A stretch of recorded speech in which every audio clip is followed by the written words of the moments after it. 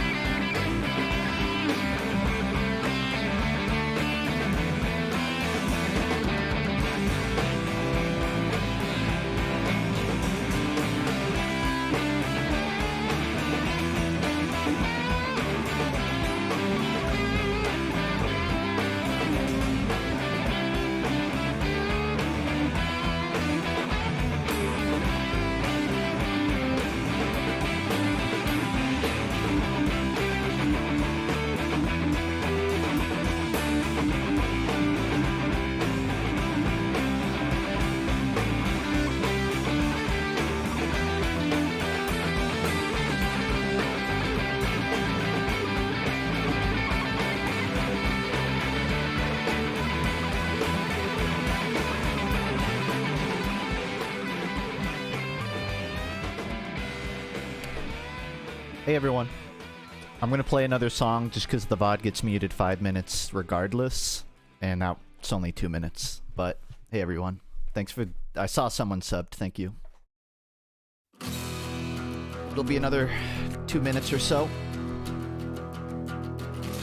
But it's okay because this band fucking slaps.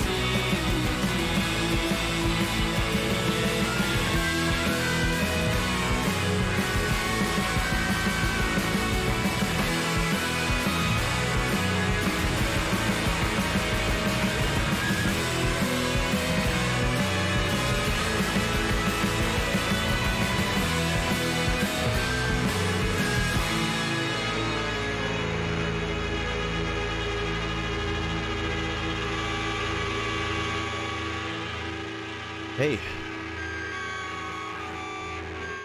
That was Level Up. Fucking awesome band. If you're into fuzzy guitars, I think they're inspired by the Silver Jews, which is why I played Night Society right before that song. But I love Level Up. I've been going through all of their spin-off bands because they've broken up. I guess they didn't have enough XP to keep going. That joke doesn't work. Hey everyone. So the video's out. You don't have to ask me where it is now. So it did not take 2 full months to make that. Probably took about 1 month. I was a little late to the start on it. I don't want to go in detail now because it's still in production, but I was caught up a few weeks trying to get some like merch stuff prepared that ate up my beginning, but it's out now. And I just figured I'll talk a little bit about it because there's a lot of stuff that got cut out of the video because I just wanted to give people the spark notes. I don't think it was worth going super in depth. But for those who didn't see the video, I just talked about games that, like, if I was a game dev that I would make. One was a avatar bending FPS Smash game, like Ring Knockout Arena, but with bending. And the other one was a JRPG where all the combat is just improving music in real time. And there was a lot that I didn't cover in the video. I have a document. If you want to look at it yourself, it's in the description. But I'll pull it up and show you a bit of the stuff I didn't talk about. Because I know some people might be curious a bit if my thoughts on it were more thorough. And they were. I mean, I don't have the full game in my head. The way I understand game development is your pitch is never the same as the final product. Because balance reasons, because of a lot of reasons, things just change somewhere in development. But this is kind of like the elevator pitch I had for it. So I actually wrote out a bit more about what each element would do in the game. Right, I gave them abilities. I wanted to have some sort of a gimmick because I didn't want it to just be like, you know, paladins, but on Final Destination. So I settled with giving each one a special ability. When they get an elimination, you know how like when you get a head with the Eyelander, you get a buff? Or when you get a kill with the... What's that soldier rocket launcher? You know the head mechanic in TF2, you get a kill. You get rewarded. I have a lot of that in this game. So I'll just like run through it because I'm sure you're super invested in this idea. So Earth. I was thinking Earth could parry attacks right as they land. Not to completely undo damage, but to just negate a little knockback. So they can kind of tank a punch. And the more you do it, the less effective it is. But it would be really good for like early game. Because I wanted to like really reward defensive play on Earth. When you get a kill, it just makes your rocks bigger. I don't know. And the ultimate ability, because every game's got to have an ultimate ability, of course. I kind of just I sort of tapped out on this one, and you can launch enemies upwards with like a pillar of stone under their feet, and then they just sort of hang in the air like a Smash ultimate. And you just get to barrage them. And this is how each element would differ in gameplay. So, whereas the Earth special ability is this pseudo parry, you know, like parry the pink things like Cuphead.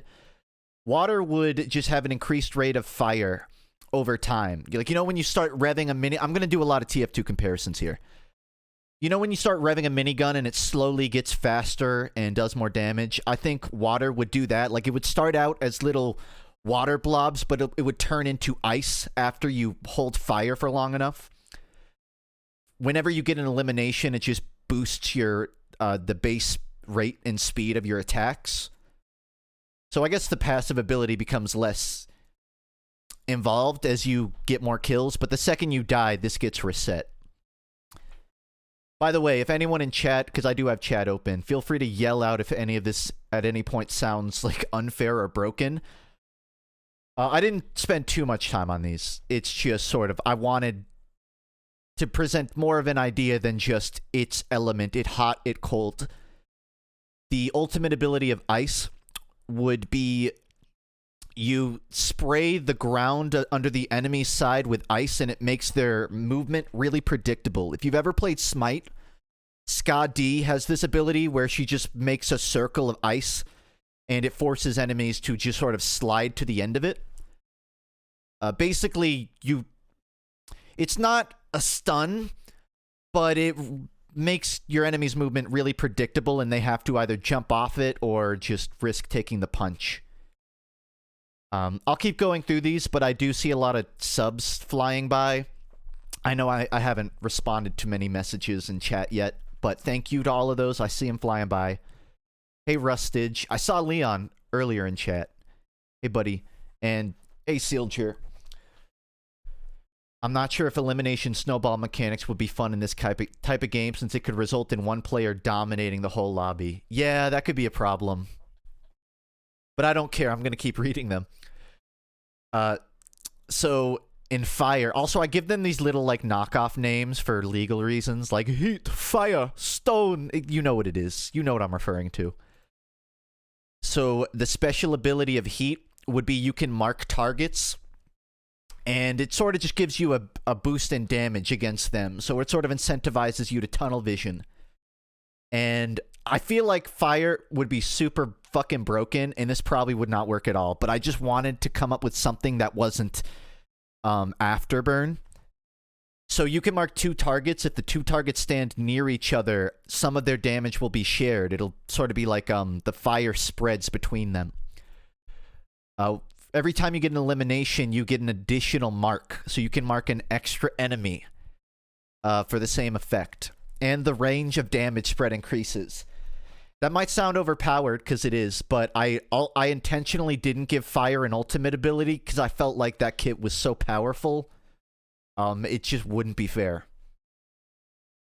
And then last is wind air. I feel like this is just me inserting, wanting like a mobile character, but I don't totally know how it would work. So I was thinking air would trade off damage, but have really high mobility, and while their damage is low, they have really good knockback against airborne targets. So, you know, you're shooting someone with a direct hit, essentially. Higher air control, and they get to glide when they're falling. Their elimination special just makes them move faster. And their ultimate ability, it's just like a Samus ultimate in Smash. It's just a big fucking laser beam, but it's a wind tunnel and it pushes things back. And those are like the examples of how I would like try to make each element different. As Sealger said in my chat, it would probably bite me in the ass because one good player would just go on an absolute roll and people would struggle to slow them down. Part of game design, I imagine, is designing around those issues. Like, oh, no, wait. No, Sealger, I have a solution. I'll just add random crits. Why didn't I think of that? Nah, we're fine. I don't have to change anything now. So, this is just an explanation of how, like, the little JoJo stand stats thing works. In case, like, you were confused, it says versatility. That could be anything. It could be mobility. It could be tankiness. It just means if an element isn't about damage, speed, or, you know, speed, it might have something else going for it. I go a lot more in detail. I won't completely drone on about it, but I'll see if there's anything interesting worth pointing out that I have written. I didn't mention it in the video, but these curve shots, it's hard to imagine how that would work in game, right? Because how do you aim a curved shot even if it's on a fixed arc? Is that an aiming thing? How would the spiking and flipping work? I was thinking there are different approaches. My first thought was, you know how guided missiles work in games? where you shoot them and it follows your crosshair. Maybe something like that could work for this, so you can sort of influence the curve if it's overshooting. If you want to be a total loser, you could add just aim assist on curve shots. So if it's like within range of an enemy, it just locks on and kills them. The only reason I would consider lock on is because TF2 dodgeball works that way, and it's fun, but I don't know how that would translate to its own game. I don't totally think it would work independently. So each wall, I didn't say it in the video, I feel like each elemental wall wouldn't be super strong. It would take maybe two hits from any type of damage, but each one would kind of have their own quirks. So stone would block everything. Fire would block everything except stone. Ice blocks everything except heat. And air blocks everything, but it sends ice and stone upwards. It doesn't just destroy them. And I was talking to my friend Avery, Shammy on YouTube, about this before the video. And he said something that was interesting. He could imagine players turning around and putting a stone wall behind them to prevent getting ring knocked out. So imagine you're 200%, you spin 180 and throw up a stone wall and stand in front of it. It would kind of be an effective way to avoid knockout. I think that would be cool. I would like to reward that. But maybe if you get knocked into your own wall, it just instantly breaks. So like you only get one safety net. I don't think you should be able to abuse that, but I do like people getting to use it. Here I just explain how recoveries would work for, like, not every element would have a grapple. Wind and heat would sort of dash upwards, you know, like Lahima. Water, ice, I'm not sure how their recovery would work. I don't know if you could even implement this into a game, but I imagine they shoot a stalactite towards the ledge and then sort of grab onto it and tightrope walk their way back. So a grapple with more steps. I'm looking at chat. Just thank you for, like, thanks Dirtbag Steve. I'm glad you liked the video. Sealger says it may be smart to replace the elimination mechanic with some sort of movement mode that's unique to each element. Movement mode? Do you just mean like different movement abilities? Like air can sort of, you know, do that Aang air sphere and just ride around. Fire can do a quick burst. Water can frozone ice around the map. And rock can launch themselves with little launching poles. Yeah. I'm not stuck on this, to be clear. In practice, the game would probably end up completely different. I just went with this because I was just imagining if I was playing a game, what would I want to experience? That isn't great for marketing to a larger demographic. I'm sort of a very specific person. This is just what I went with. For example, stone would use pillars to get verticality, or maybe smaller stones that are at an angle like springs. I follow what you mean. I just wrote these out so people had an idea of what I was thinking. There was something else in here. So these are the different game modes I imagined for it. The arena is just straight probending from Korra. You got to knock them off their side. Point capture. So I alluded to MOBA maps because they have 3 lanes in the video. But the real inspiration for this, believe it or not, comes from CP Stand-In, which is a Team Fortress 2 map where there are 3 separate points, and they're not in lanes, but they're sort of parallel to each other, and you get to run between them, but you can't see each point from each point. So I had a couple of concerns here, like what if someone could just stall the point, like they just keep dodging?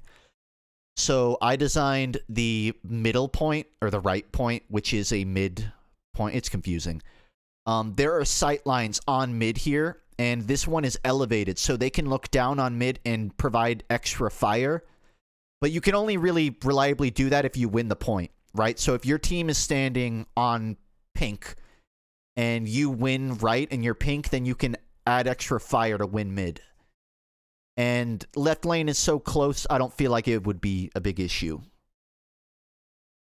And then this is just Smash Fortress. Because I wanted it to be more than 2 modes. I was thinking, what would work? I like playing Soldier in Smash Fortress. All right. Fuck it. Open season, Smash Fortress. This mode is fun as shit, and it's not really populated these days. And I just put 2 BDs in case I ever come up with something. These are just little notes I added. It's not super important, but when I'm making this game, the main thing I was thinking of is interactions between elements. So, for example, I said that fire could mark enemies, right? So if a fire person marks you, you take damage from them. But if you have a water person on your team, they can splash you and get rid of the target. That's just an example of elemental interactions. I list a couple of random ones, like a wind punch behind a stone brick would just make it move faster and do more damage. And I don't think I have that many other examples. You don't need to screenshot the doc. There's a link in the description of the video if you want to look yourself. I avoid adding stun mechanics. I don't think that's fun. I don't think the game would have any hit scan abilities. I don't see a point to have a fucking Glock in this game. And I was thinking it would be a team game. Maybe you could make it more Smash 1v1-y, but that's not what I was thinking. And that's sort of the more thorough stuff I didn't talk about in the video, just because it's a mouthful. But there's not much else in here to talk about. If you want to look at it, you know, I talk a bit more about curve shots and rooting and updrafts, but yeah, that's the video idea for the Probending game. Thanks for the sub, Durbill. Before I move on to the next game, which is like this one, if anyone wants to like say anything about the Probending one, now's your chance, because otherwise I'm going to change topics. You can also just leave a comment on my video or send me an email or whatever. I love talking about this kind of stuff, so just want to give people a chance in case they were thinking. FUNKe, I think for the basic attack, you could add a For Honor style system where you choose 3 directions to attack and then have a deflection mechanic. I actually haven't played For Honor, but I've heard great things. I know what you're talking about, the directional swings. I'm not totally sure how deflection mechanics would work, but that's... I follow what you're saying. That's cool. Yeah, maybe like if you deflect in the direction they're curving, you could specifically deflect or parry or negate certain shots. Yeah, I could see that. I'm glad you noticed, Grapevine. Yeah, I think I've brought up this idea randomly throughout the years, but I never really elaborated. Like I just said, I want an avatar FPS. And I'm glad I got a chance to talk about it. Like, I could have elaborated more in the video, but I know, realistically, my video was more performative than it was practical. You know, there are some YouTubers that will literally make entire games just for their video. I didn't want to do that.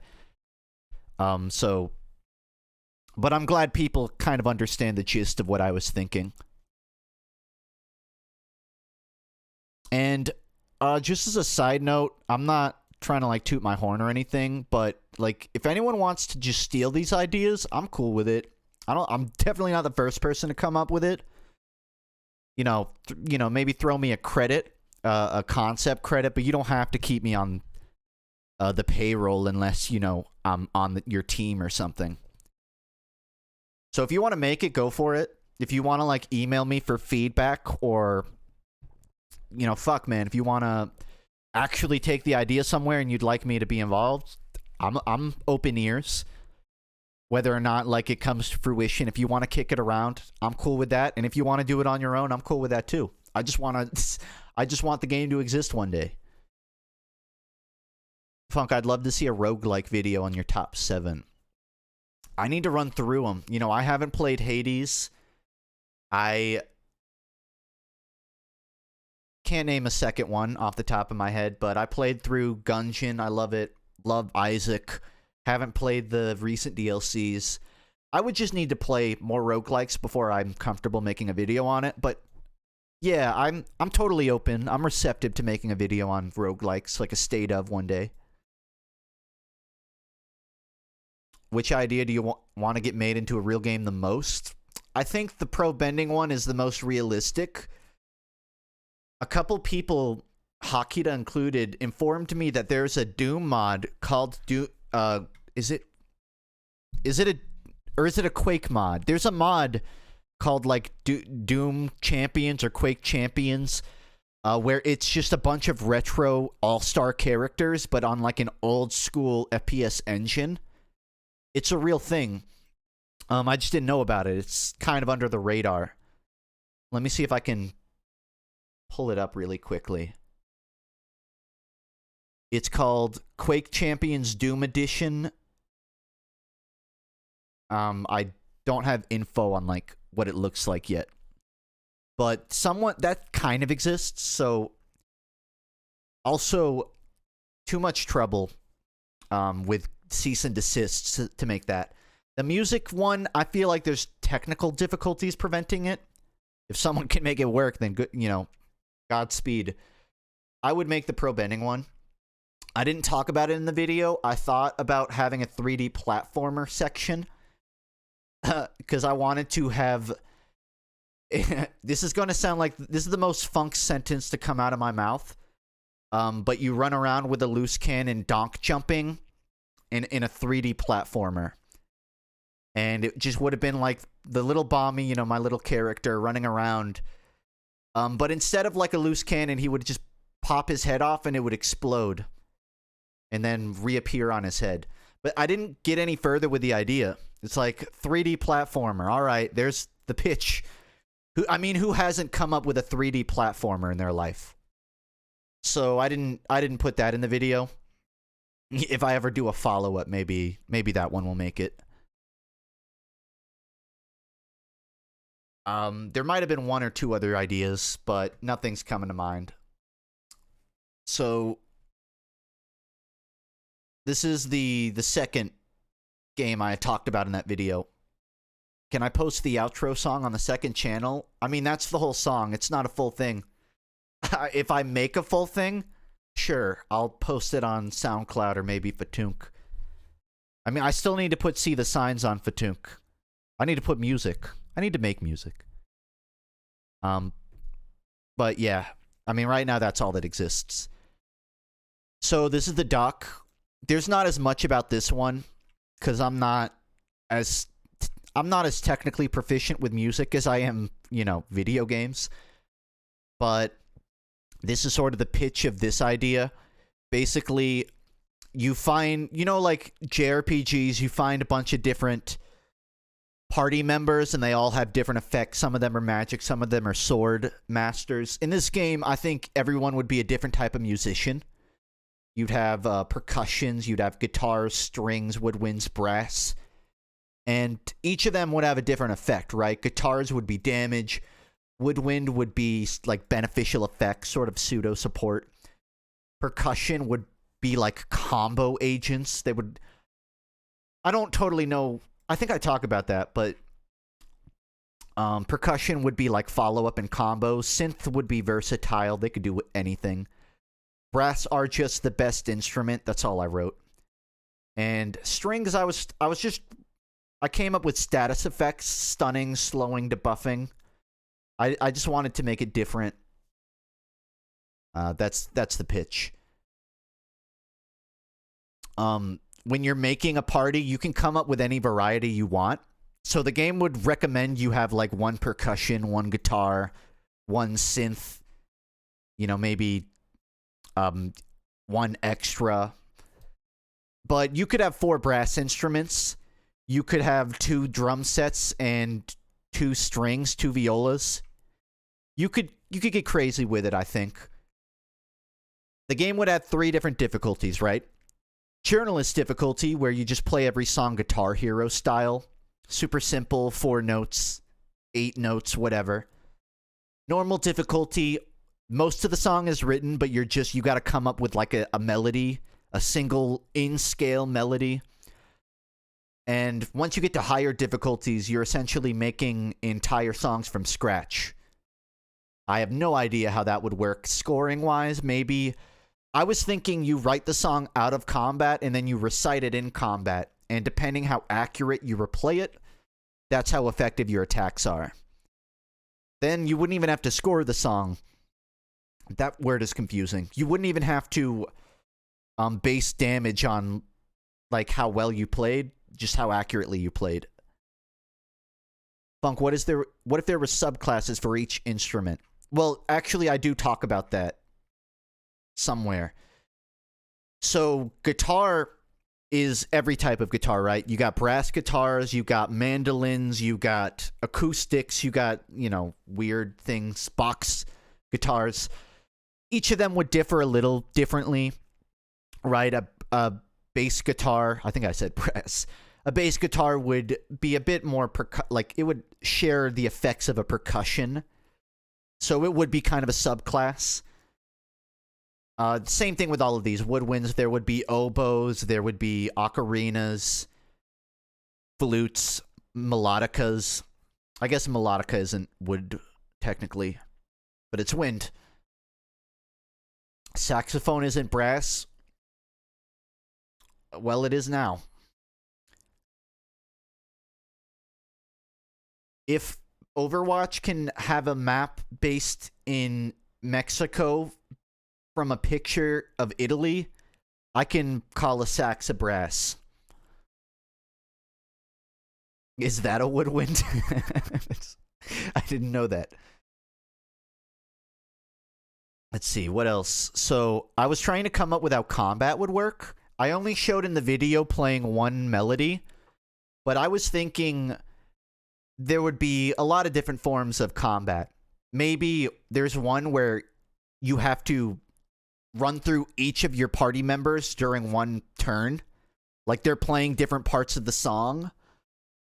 Maybe you're sort of creating the song in real time. Like there's no drums. Then the drum guy plays the drums and now you have a loop for the rest of the song or whatever. There's one where all 4 party members have to improvise on the same turn, as opposed to just reciting a pre-existing melody. There would be certain turns or rounds where, like, the boss plays their melody, their, what's the word? I fucking hate it. When I stream, I can't think of, like, the big words. Motif. The boss plays their motif, and then you have to recite it, like Guitar Hero style. And there would be some rounds where you're not even playing music at all. It would just be an actual JRPG. You're using items, you're reacting. Maybe you're doing a literal attack. But not every turn would be playing music. You could do a lot of stuff with it, I think.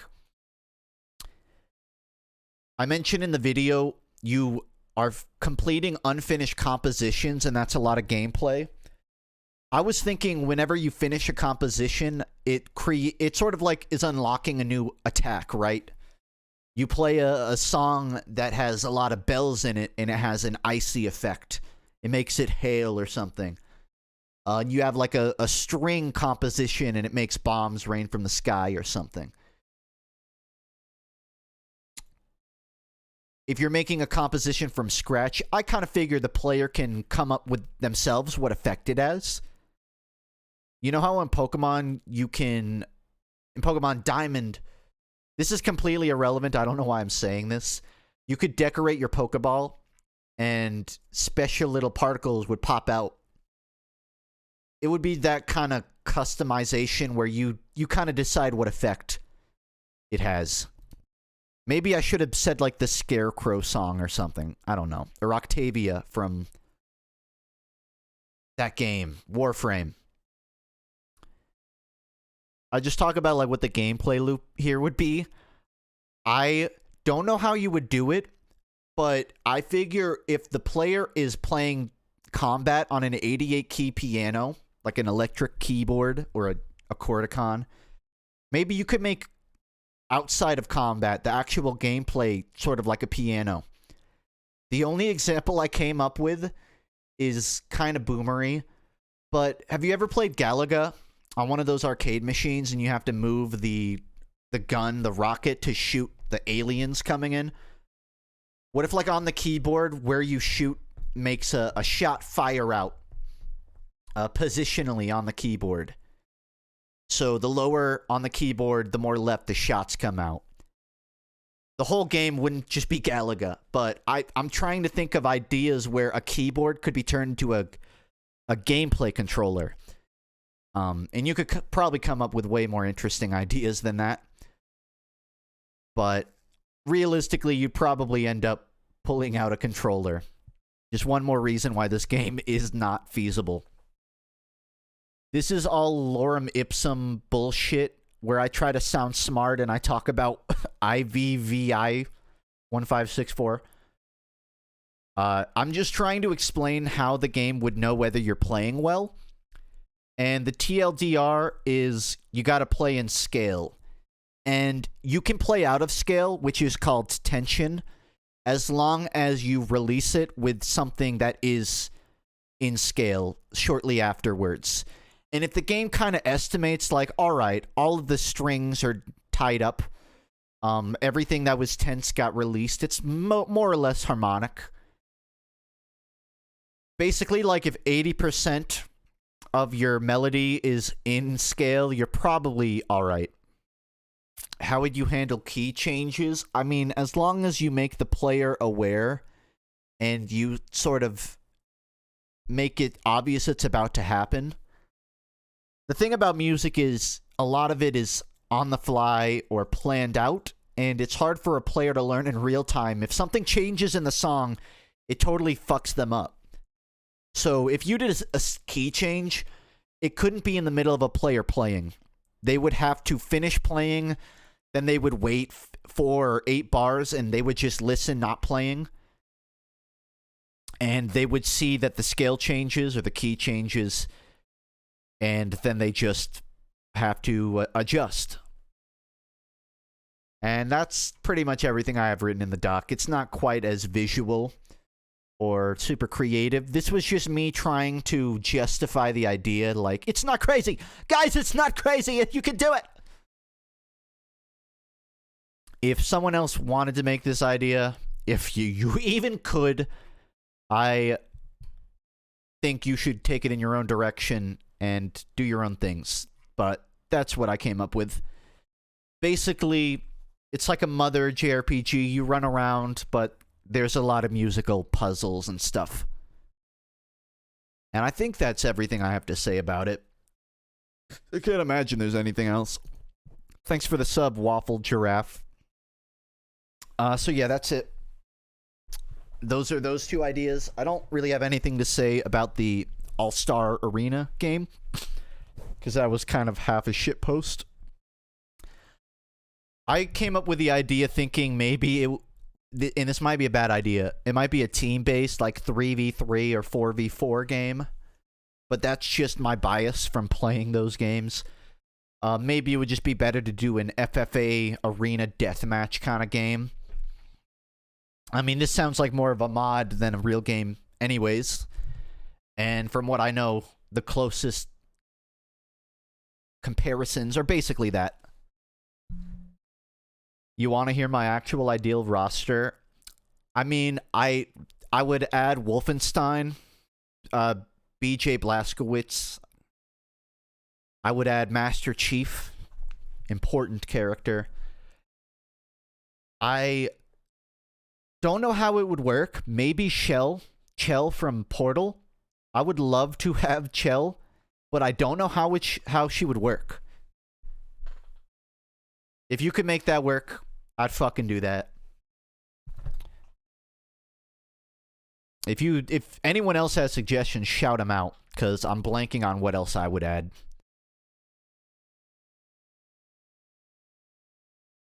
Trying to think of, because my mind always goes to, like, indie FPS games. I don't have a super good I don't have super good memory on like the biggest names in FPS that deserve a shot. Yeah, Ranger would get in. I would add Solrag from Quake Champions just because I mained her before I stopped playing. Commando from Risk of Rain too. I got a lot of not a lot. I got a handful of comments on the video saying that last one exists, Funk. It's called Fort.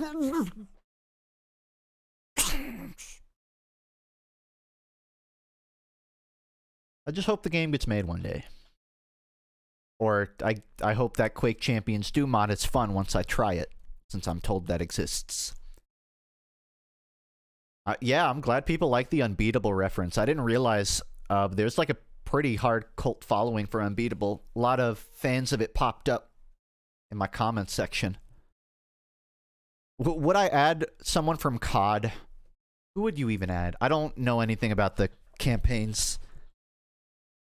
Or if there's like a notable figure in the COD universe. But Captain Price, yeah, fuck it. Well, we'll add John Call of Duty. I don't see why you wouldn't. I loved Nazi zombies, so I like COD.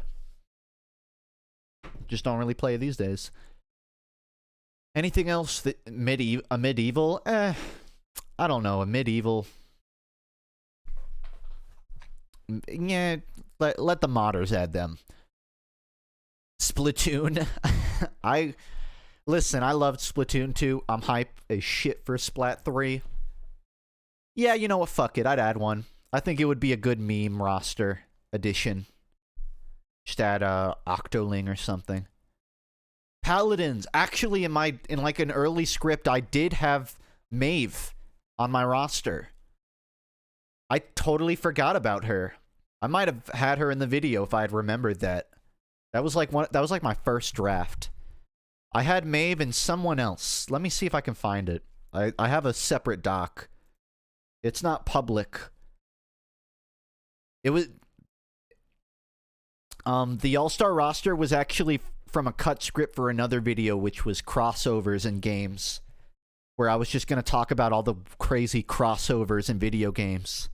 Maybe I still could one day, but I did not get a chance to add that Maeve to this one.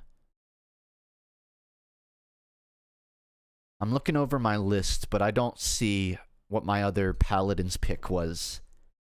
I mean, I would pick Amani, but you shouldn't pick Amani.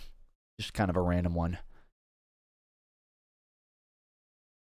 Dallas from Payday. Oh yeah, fun fact about the video. When it first starts, Bommy is rocking on the bag of coffee beans, kind of with no explanation. If you look closer, his mouth's actually moving at the beginning of the video. That's because there was like 5 seconds of animation that I cut.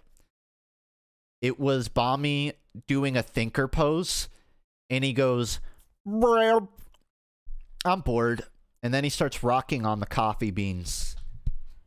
And then he starts talking. But when I made the video, I looked back and I'm like, do I need to start the video with just some random shit? The only reason I animated that was because like I had the file for the scene in SFM already, but I didn't have anything recorded, and I wanted to practice. So I just said some random shit. So that's why the video starts abruptly. I won't show all of it during this stream, but if you look at the screen, I actually recorded the creation of one of the clips of the Bommy animation. Just so people could see like what the blocking stage of this looked like, because I was really proud of this scene. I might make a video and talk about it on FUNKe, because I get a lot of people asking me, like, I'm trying to show you the whole screen here. I have a lot of people asking me how I animate Bommy and all that. It's way too much fucking work. It is not, it's not scalable long term.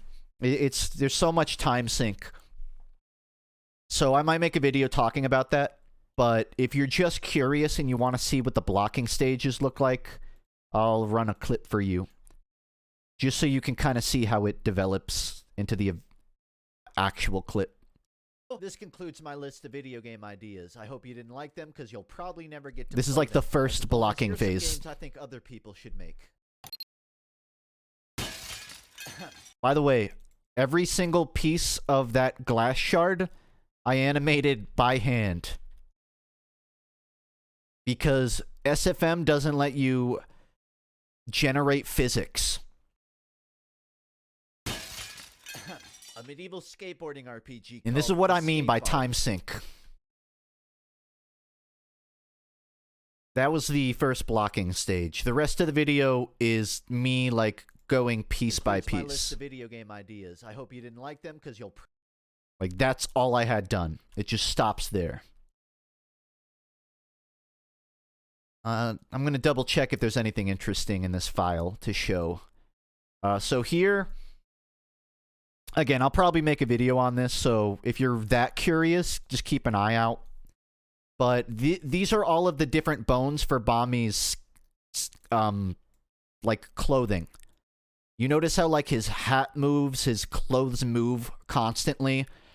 That's because there's about 15 bones throughout his body that I hand animate each of, just to add that little sway and extra animation. It's great for selling movement without having to animate all of the movement.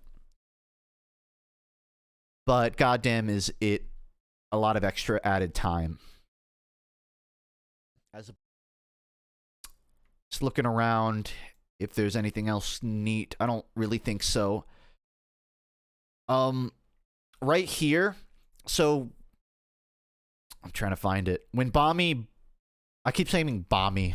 It's just when I look at the character, I think Bami. I don't think FUNKe.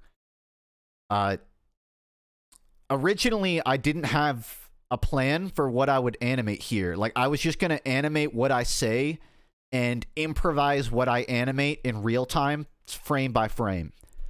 But I got to, like, this point, and I didn't know what to do next.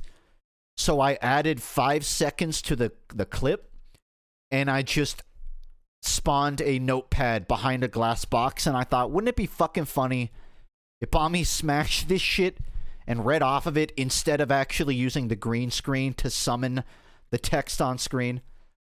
So that's how that joke came up.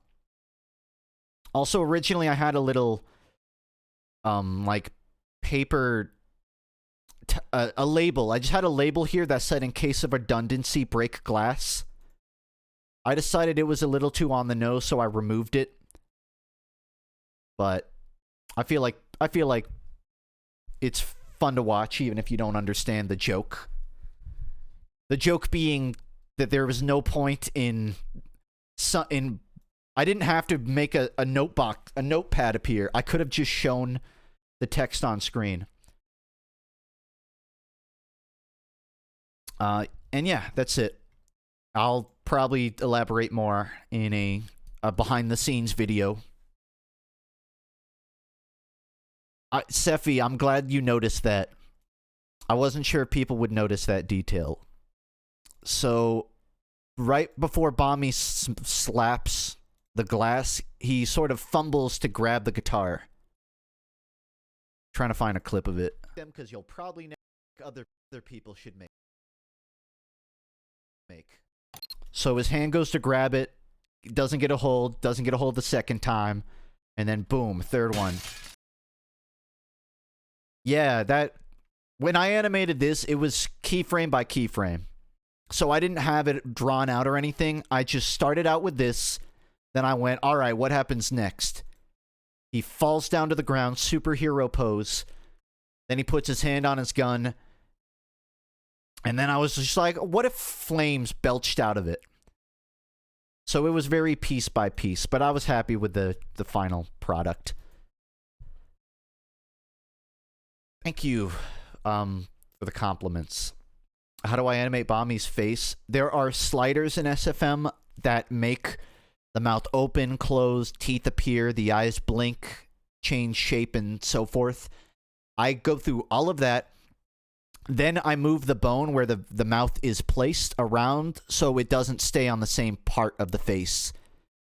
It's a little hard to explain, but there are two pieces to animating Bommy's face. So the mouth opens and closes, and it moves on the face separately. I have to do those two things independently of each other. But it adds a... Because Bommy doesn't have lips, the only way to make it look like his mouth is moving when it opens like this is to shift it a little to the left or the right. So basically that. I slide to make him blink and move his mouth, and then I move the eyes around on the face. Death Sushi. I loved Lazy Purple's behind the scenes or extras where he talked about like his SFM suffering. I don't have that many problems because I'm not working with as many direct TF2 assets, but I do often have a lot of points where I want to tear my hair out because SFM will randomly decide that I can't move a bone anymore. Like, I have the whole timeline selected, but when I try to move a bone, it goes in a completely different direction for no reason. Sometimes SFM fucking pisses me off because I animate on stepped tangents, but it defaults every keyframe into a spline tangent, which just means things move smoothly instead of like a quick cut. Like Bommy's sort of choppy, janky animation, but splining makes it curve out. And even though there's a setting right here to make it stepped, it doesn't fucking do anything half the time. And I have to go manually turn them back into janky stepped ones. I don't think I can make a video out of these problems because they're really benign, but I have a lot of those problems. A lot of SFM crashing here or there. Like, I would put in a MP3 and it would crash every time because the file was 0.05 megabytes too big. Just the weirdest shit. But I made it work. I was happy with the video. The next video will not be this animation intensive. I get a lot of catharsis finishing these videos, but I don't want to dedicate my time to only making them. So I'll probably make like another FUNKe study after this one. I just wanted to make this because I've been making a lot of reviews stuff this last half a year, and I wanted something a bit more creatively fulfilling. So I thought, I'll try to animate something, but I didn't want to do a review. So I was like, what's something I don't... What's like an idea I could talk about, but I'm never going to do it, so I can't show the actual idea. Like, I'm not going to make these games, but I want to talk about them. So, fuck it. I'll make a video, animate it, animate out the ideas, and it came out. I'm really happy with it. Some people said the script is a little messy. I agree with that. I did a lot of cutting and moving around, shit posting here or there. But this was really just like, I just wanted to challenge myself a little bit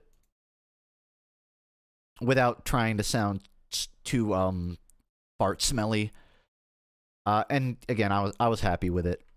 Also, I feel like a lot of people deal with this problem, but whenever I come up with ideas, I don't want to share them.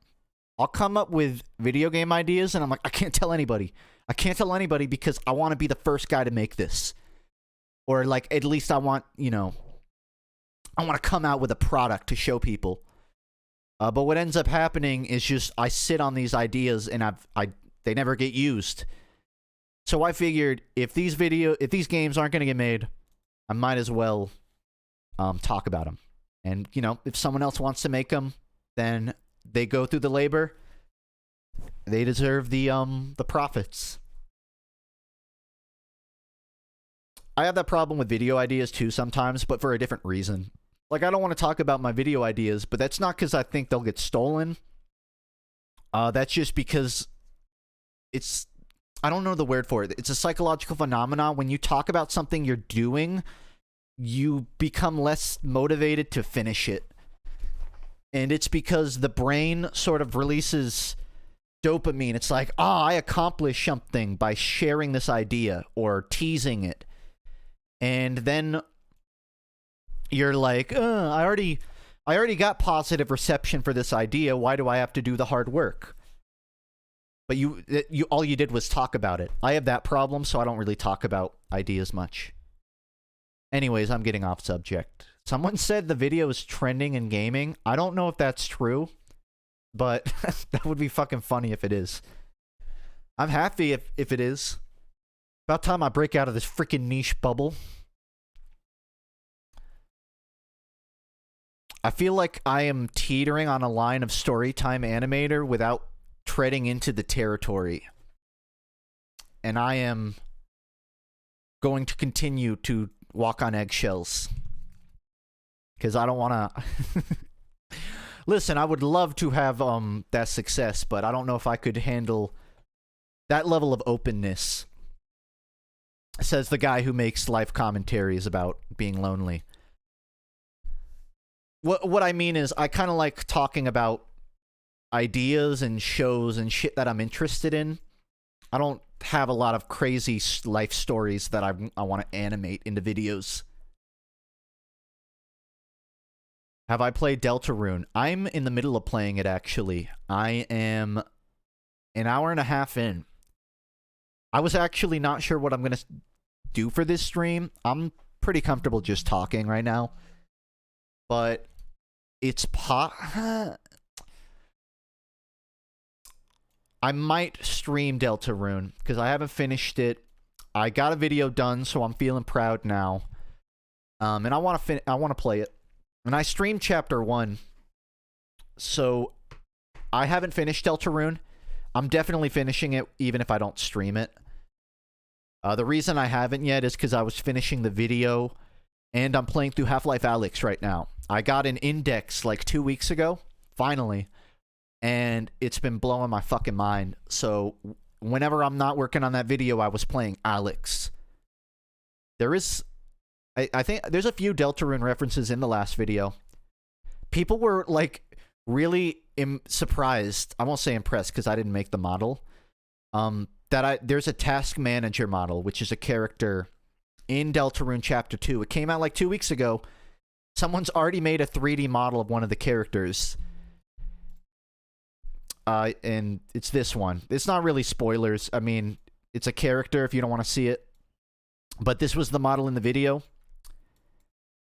I have a really scuffed stream setup, so you're going to see me drag it around.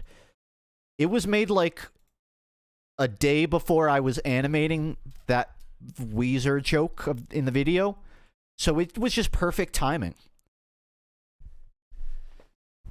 Like, if I had been a little further in the video, I probably wouldn't have used that model. Either way, I didn't make it. It was made by Tofu. Majority of the assets in my video are from the Steam Workshop. If you're interested in animation, I do not recommend you use Source Filmmaker because it's not industry certified. It's not... You can't work a job with Source Filmmaker, generally. It's lacking a shit ton of features. It's super outdated. The file system is super hard to work with. You gotta turn maps into BSPs. You gotta turn models into .mdls. Like, you can't just work natively in Blender or something. And there's a lot of limitations, right? Lighting isn't super great in Source 1 Filmmaker. If you want to get into animation, I say Blender's free. That's a good one. 3ds Max Maya. Those are pretty industry standard, I think. And way more work, way more utilities. Like Blender, you can literally model the things you animate. That said, Source Filmmaker, if you're just trying to kick around ideas and you don't want to learn a whole program, like you're just a YouTuber like I am, Source Filmmaker is great because there is a shit ton of free assets. If you go on the workshop, you can find the most random shit. I think I found the shards of glass on here. Honestly, I'll just show you my subscribed feed. This is pretty much how I get props for my videos right now. If I really need something, I'll commission a model. But all of this stuff, the cello, the sky map, I got from the workshop. Pretty much every map, the ice models, I got off of here. The keyboard I got off from here. It's really good if you just want to, like, throw out a random idea. Because with other programs, it's kind of hard to get assets sometimes. Due to licensing, due to prices, due to availability. Yeah, if SFM was a bit more fleshed out, wasn't clunky, it really would be a fucking beast. But it is really just for pet projects. I happen to be a YouTuber with a pre-existing platform, so it does the trick for me. But if I ever, like, if for some reason a spark in me makes me want to, like, become an animator, like, you know, an industry professional, I will have to pick up and learn something else. Which I'm not against, but I don't have a use for right now. Like, I don't want every one of my videos to be 90% character animation, right? Like, it wouldn't be a bad idea. And, you know, bite my tongue, maybe that's the best play in the long run. But right now, I don't need that. When I talk about video games, SFM does the trick for me. But maybe one day. Thanks for the sub, Orion Ash. And hello, mitochondria. I know that word. Why couldn't I say it? I'm going to take a moment and see if there's, like, anything else interesting to talk about in the video.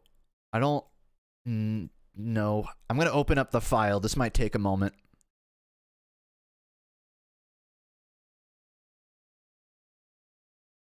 Here's a fun fact. Not fun fact. If you want to be an editor, not an animator, don't use Sony Vegas. Don't use Vegas Pro, because it crashes. The more you work, the more it crashes. And these are like the file names for that video. Backup close victory Vic lap, because I was on the victory lap of editing.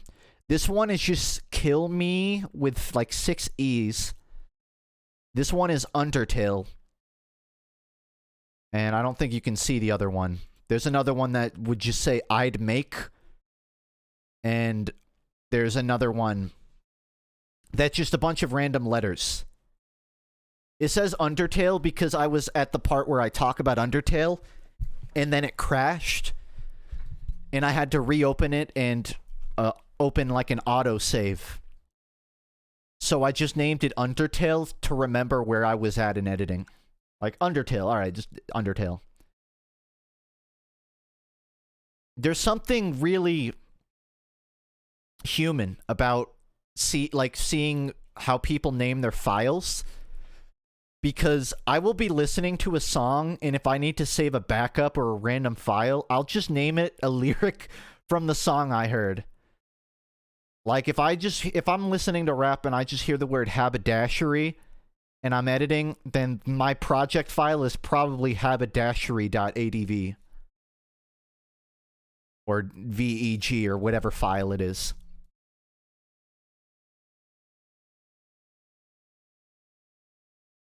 So again, I'm currently opening my project file just to see if there's anything else interesting to say. Why did my parents name me Justin with a Y? My mom said it was so I'd be special. I don't know why she did that. Neither of my two brothers have weird special names. We all have super white names. Me the most, I think. If it was a contest, I won. But there's no, like, reason. It's not inspired by a famous Justin with a Y.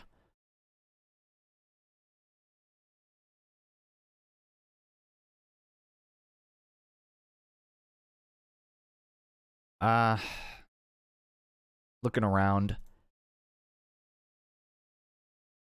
It's not really fun fact. There were a couple of cut little bomby animations from the video because I didn't think they were necessary, or I was literally too lazy to finish animating them. In this part of the video, there's a hatless bomby. game development. And I was trying to make a joke about how, like, crunch time ruins quality. So I just had, like, a really shitty talking head. I need to mute it because I don't want to hear my voice. But he just talks with a fucking bald head. That was a cut part from the video. It's non-canon because it didn't make the cut.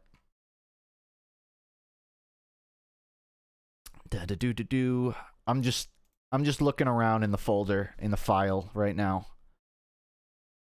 So this where is it at?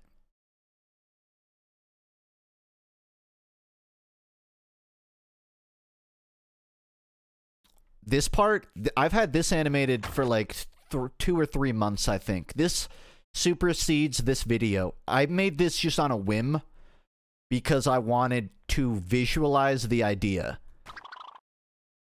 And it just ended up being useful. So I pulled it out of the shelf when I was making this video.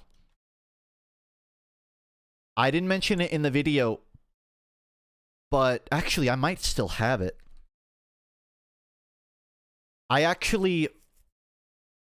So I fucked around with Unreal Engine in the past. UE4, it's on the Epic Games launcher, which I hate.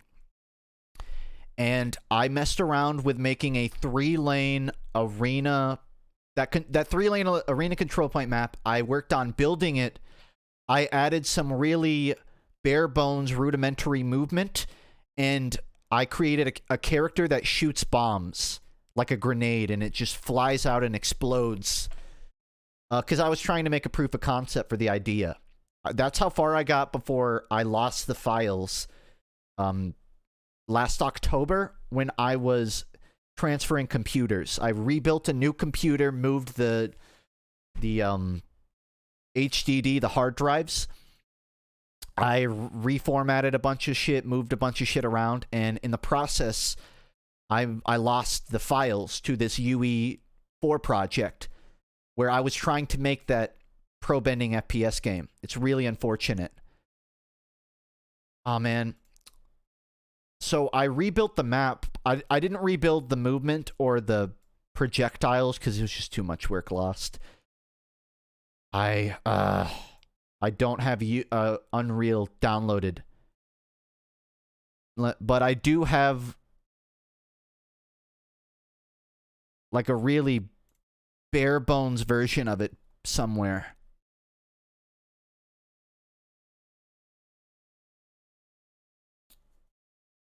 Do I have Fortnite installed? No. The only games I have on EGS are UE and Diabolical, which I don't even have anymore. I played Fortnite twice in my life. 2017, 2018, I think. Yeah, I mean, I can try to download UE and show you guys, but I don't have that much to show. It's not even... It's an old version of the map anyways. But that's another fun fact about the video. I tried making the Probending one in UE, and I didn't get past, like, the really bare-bones blueprint stage. As a game... Fireboy says, as a game dev, I use Unity because I learned C# a couple years back, and I've made a few games before. Yeah, I'm not super keen on the differences of Unity and Unreal. But I can imagine. It just seemed like Unreal Engine was more beginner accessible. They have a lot of these pre-made project files if you want to make a third-person or a first-person game that are already available. There are some public projects. Someone made... I was really eyeballing this.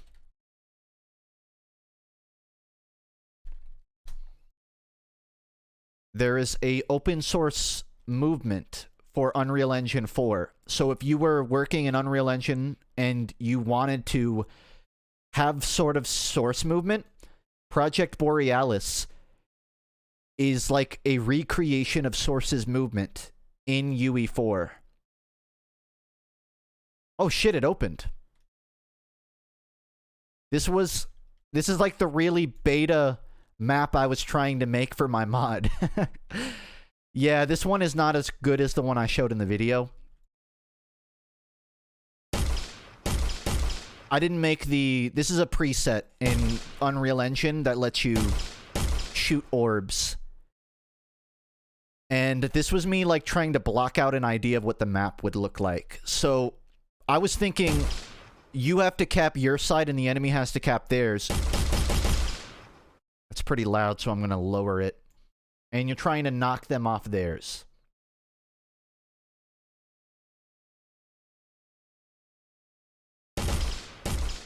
That's still loud.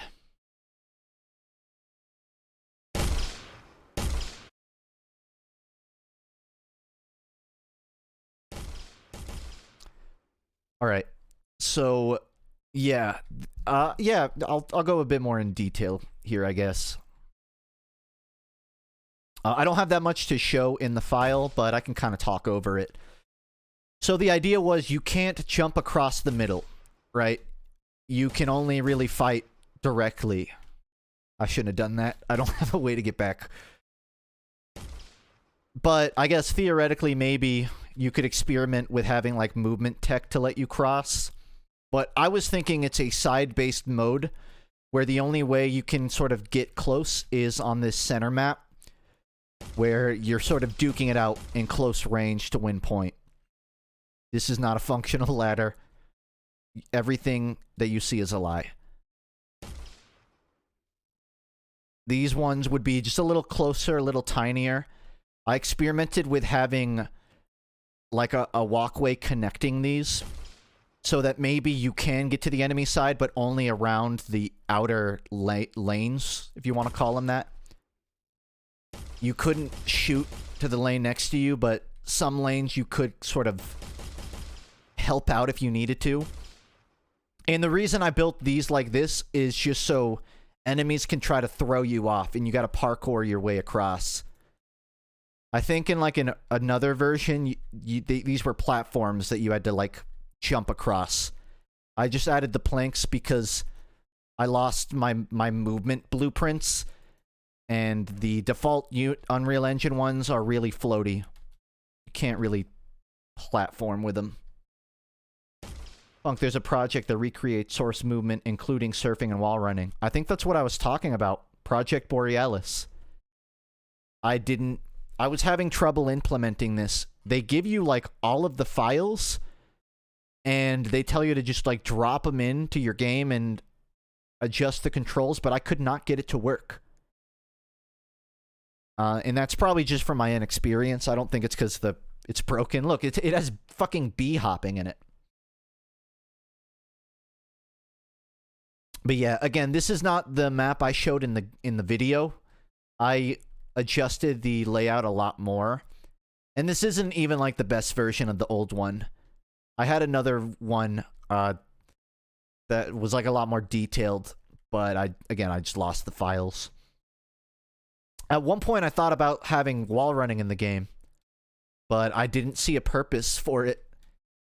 Like, maybe if I redesigned the map or the game or whatever, I could make it work, but I don't think it would be necessary. So yeah, that's just like some extra files I had on hand. Fun fact. Alright, I'm back to looking at the project file. Just seeing if there's anything interesting to mention. Thanks for the sub, Noodle Tie. For context, this was the map that I show in the video. Again, so that left lane is a lot closer. The right lane has sights onto mid. Anything else here? So these teleporters I didn't talk about in the video. But I wanted a way to avoid having teams hopping to the enemy side. So the only way you can get to this midpoint is by teleporting. If you're on your side, you can take your teleporter and pop out there. If you cap this point, a teleporter unlocks, I guess kind of like Valorant, but it's connected to the point, and that gets you like a shortcut to the midpoint. Whereas the literal mid lane, you have to run back to your telly. I was thinking maybe you could jump across here, but you can't take the enemy teleporter. Like, maybe that would work, just to help. Like, if the enemy is stalling and you gotta get close, then run around, toss them off from the back. Maybe something like that would work. Thanks for the sub, best spread around. Ever thought about trying to use Source SDK? Source is not fun to work with. So, no. I wouldn't have any plans to, but Gary is making Sandbox, which is basically Gary's Mod 2. There are some really cool projects being made, one of them being Team Fortress 2 and Source 2. That had me thinking, if I ever wanted to try and make a Source-type game, maybe Sandbox would be the best way to, like, utilize the Source engine. I'm trying to find the TF2 Source 2 Twitter. Because I haven't really talked about this on stream or in a video. But it's a really cool project. This is Team Fortress 2? No way.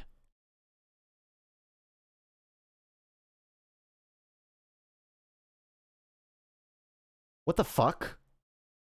That dude's name is Justin with a Y. What the fuck? Another? In this wasteland? I think that guy works on this mod, by the way.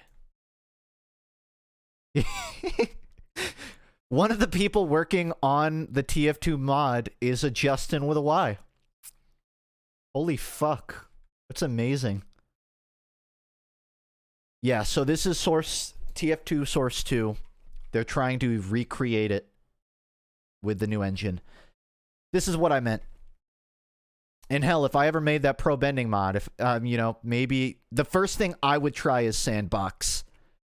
I'm not saying that would be the best option, but like, if I theoretically just decided to become a game dev, this is probably where I would go. It wouldn't be easy. There's still a lot of like coding, scripting, back-end shit, I'm sure. But that's like, ideally, the Source engine to me is like the gold standard. Really, the Respawn's Source engine, I don't know what they call it, but that one isn't public, so yeah. All right, back to looking for Easter eggs or stuff to share in the video, because I guess this is just a behind-the-scenes stream. Did anyone watching my video... I'll just ask this. Did anyone follow the arc of the bunny? I'm curious if anyone paid attention. There's like a full 3-story arc. Not really. But the rabbit was just a one-off joke, and I decided it would be cute if I just had him in the background of every scene. So, in one clip, he can be seen scaling the shelf to these errors. In the next scene, he's standing next to it. In the next scene, it touches it and turns into an error itself. And then later in the video, the magenta screen lands on it and out pops the bunny again. So, just fun little fact for anyone that missed that in the video.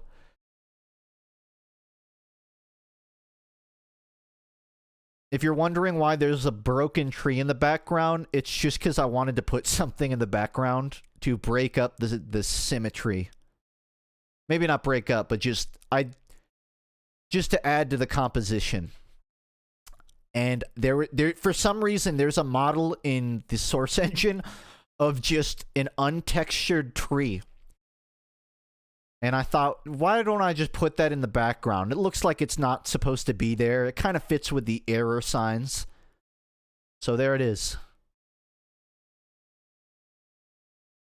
Bunny shows up right there. I tried to have a lot of little bunny cameos.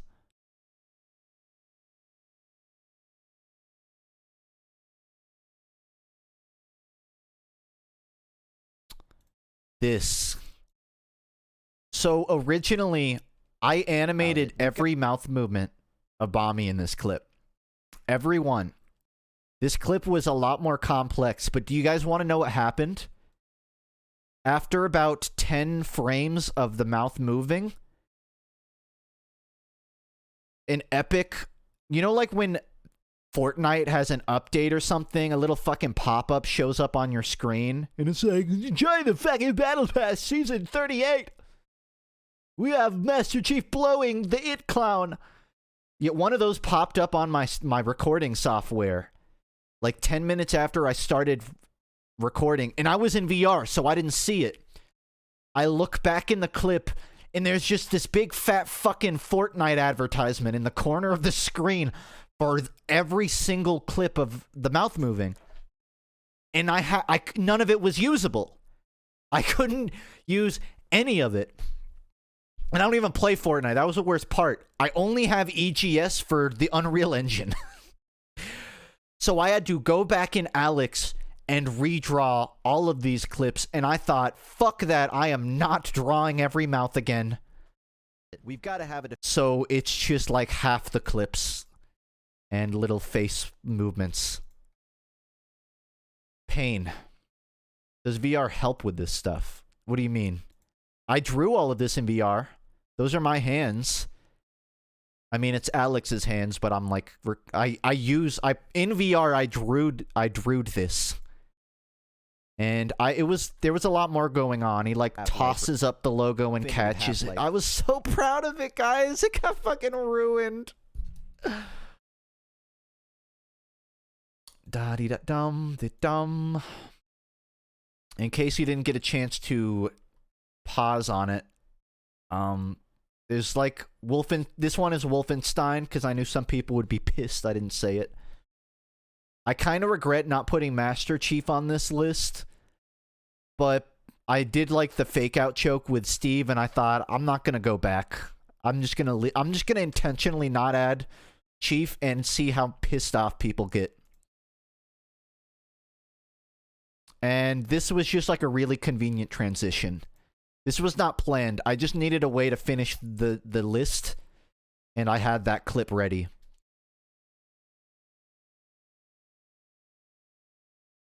I wanted to talk more about this, about Saxton Hale.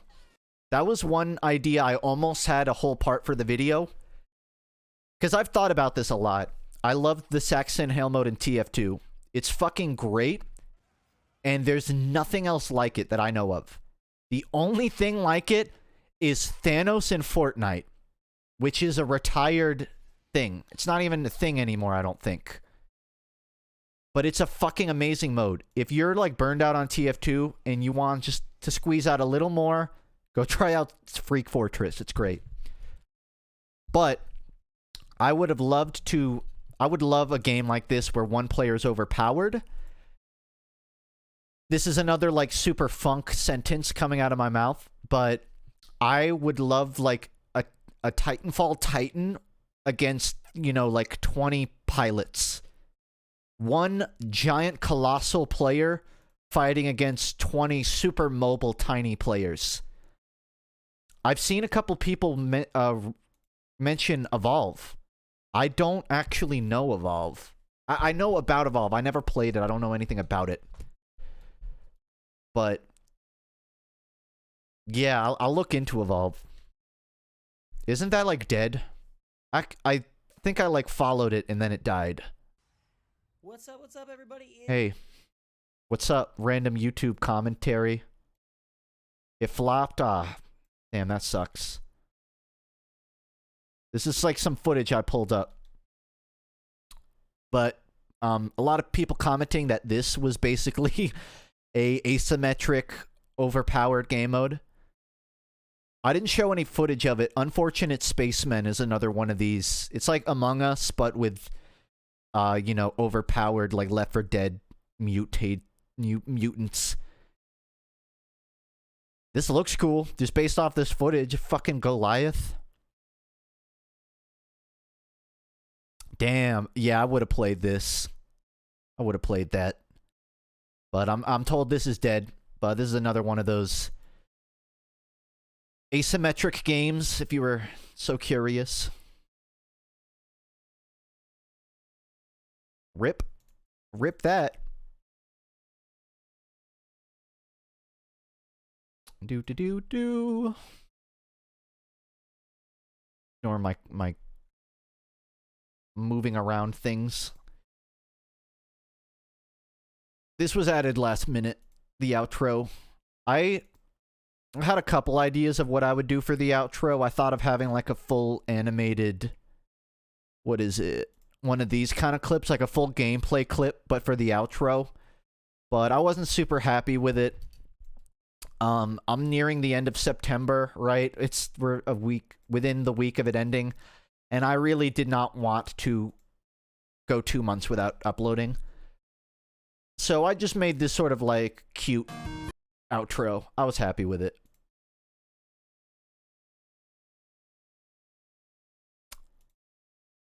Just jumping around, looking. Yeah, Heavies and Mugen, if anyone ever wants to play. Shaquille O'Neal too, apparently. For whatever reason. I don't think anyone in the comments gave me props. Not even props. I don't know if anyone noticed it. But I was really happy I got to bring back the polymerization joke. This one's been on the FUNKe shelf for a good 5 years. It's been like 4 years since I've made a polymerization joke. And it was so cathartic to make one of these. Timeless.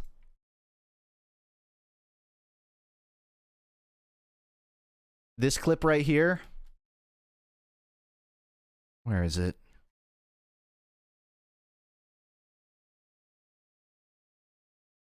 Writing entirely self-made tracks. That song in the background is just a demo song I have lying around on my desktop that I never released. I'll let you guys hear some of it if you promise not to laugh. Ew. It's not like Mimi. This was just me like music practicing. I don't know how much I want to show.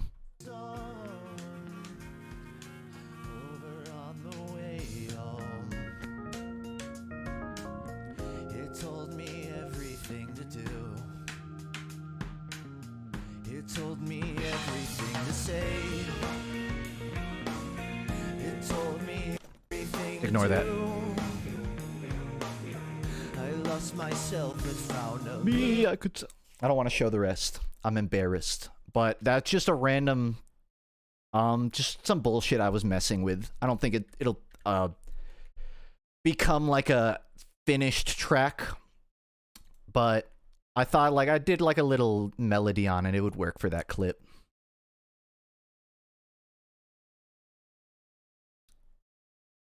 Seatbelt. Oh yeah, I got to do more visual animation. Or not visual. First person animation. I just needed a clip here, and I decided to bring back the old diverse complexities gimmick. I was happy about that.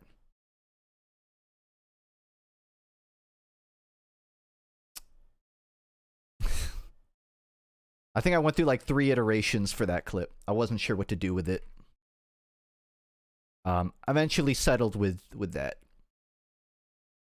Alright, I feel like I'm getting a little too literal breakdown technical here. I'm gonna skim through it, see if there's something neat to say. Otherwise, I feel like I've probably covered my bases here.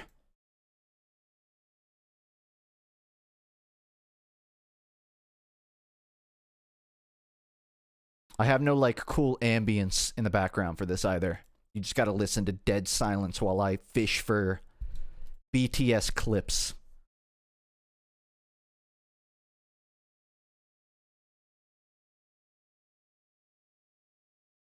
I think that's about everything. Oh, I did show one clip this isn't really like a fun fact, but I showed one clip of Nick All-Stars in this game. It got cut from the script, but I'm a Korra main.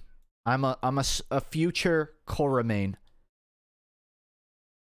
That was like the reason I drew animated, what is it? The water bending. I can't remember where it is in the actual clip.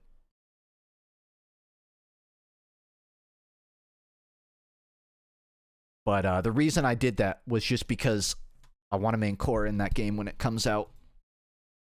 And I think that's about everything. Yeah. All right. That's the video. I feel like I've exasperated myself on the details of it, but I hope you liked it. I have a few ideas on what the next videos I'm going to work on are.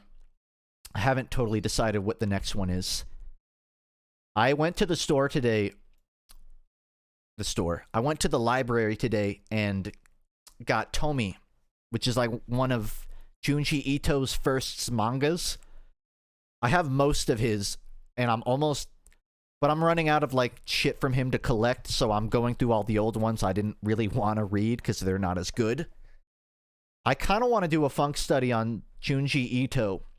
So, and you know, it's spooky stuff, so it would be kind of fitting for Spook Month.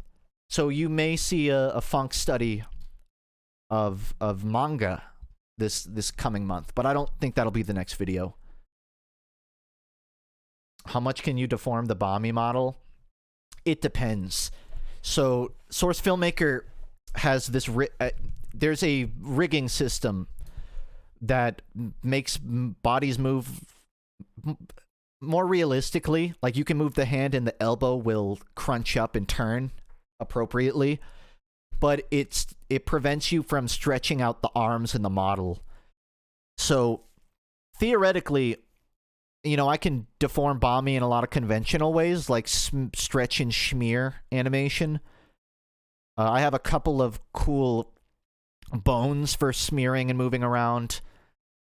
A lot of like custom face photos. I can get rid of the eyes and draw eyes onto it, that kind of thing. But I don't have that many super niche fringe, I don't know, unique deforms right now. If I like have to make something new, I usually add to it. But right now I haven't needed to add anything weird. Thanks, Jewish. Am I planning to move to Blender? I'm not planning to, but I'm expecting to at some point. I'm not planning for it, but it'll probably happen. Yeah, Uzumaki was great. I bring it up once a month here, but they're making an adaptation of Uzumaki by Junji Ito on Adult Swim. I think it got delayed to next Halloween. Watch that when it comes out. It will be worth it. Lunchbox mixtape 2.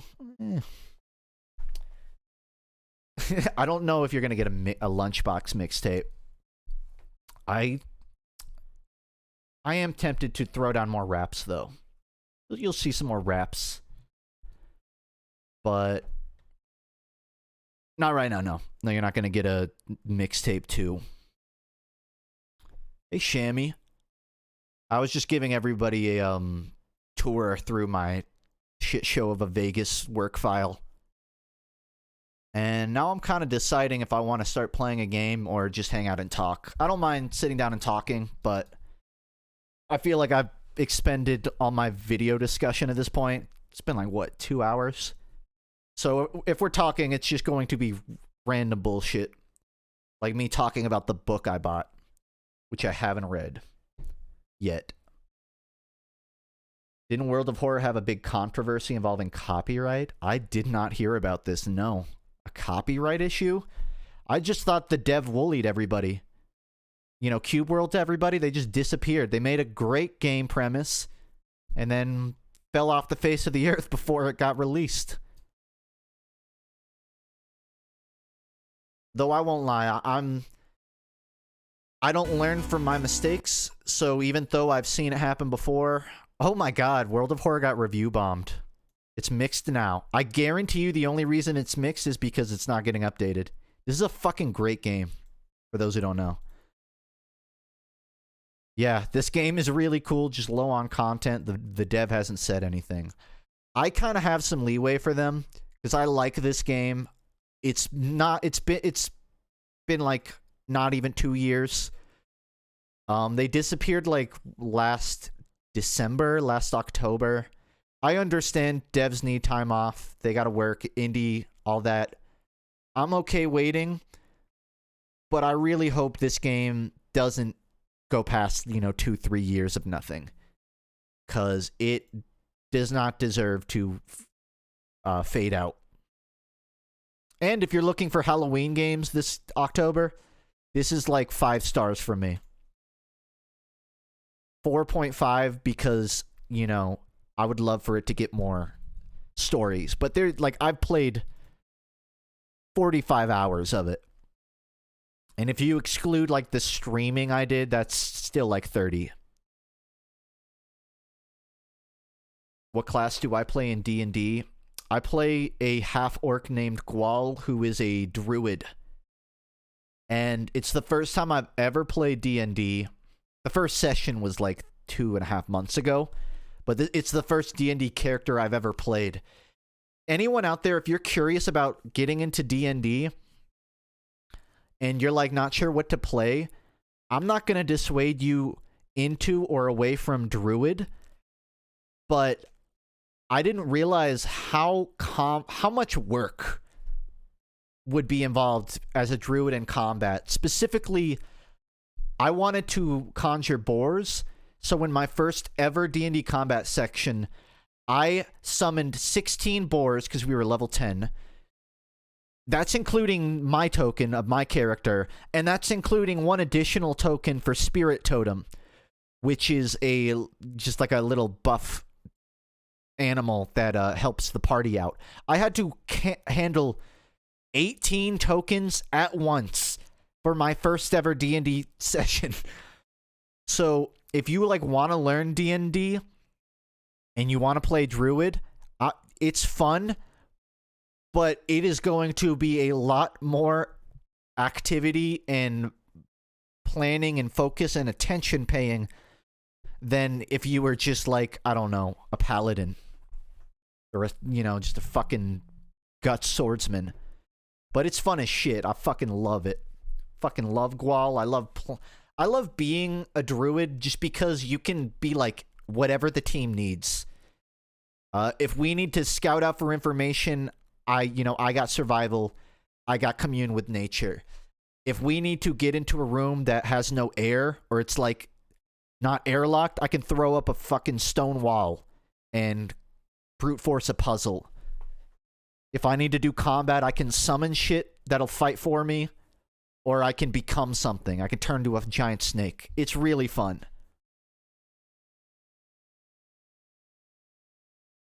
And that's all I played.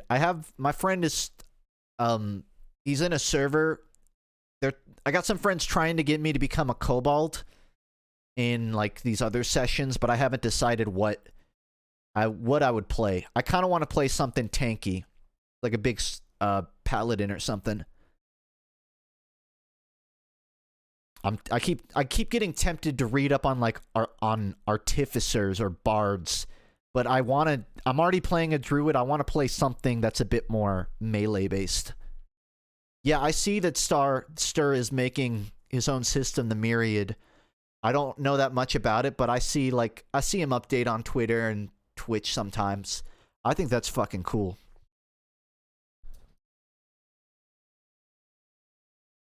And God knows there's a lot of work to the back end of making a system. I want to play D&D, but it's difficult to get into.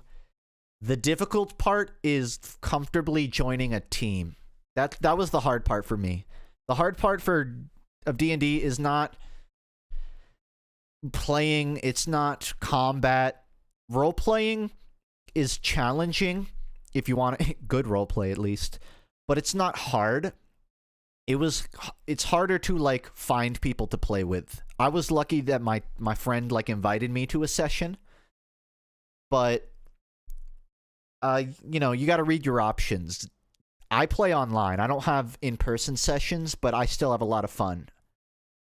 If you want to find like a local game store, you can probably find games being run. You can probably find someone hosting public games that you can join. If you're comfortable around strangers, or you can force yourself to be around them, I totally recommend it. Because D&D is like a pillar in my social life right now. Honestly. Just every week I get to hang out with the crew and play games. It's amazing.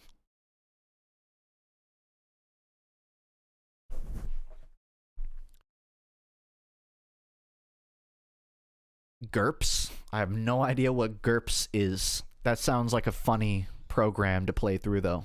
Or to work with.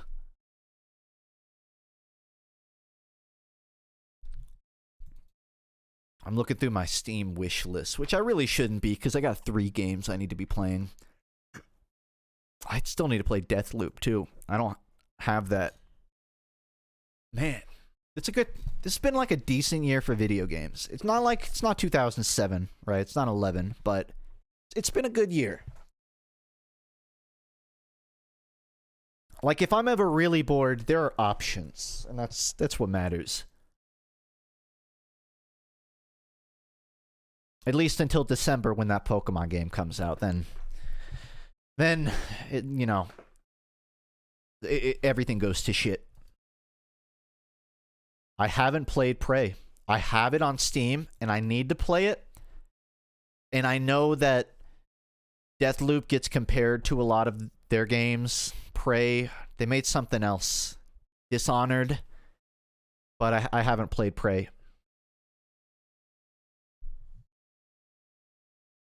Shit. If I had that downloaded, I would boot it up right now and play it. But I think it's a big file.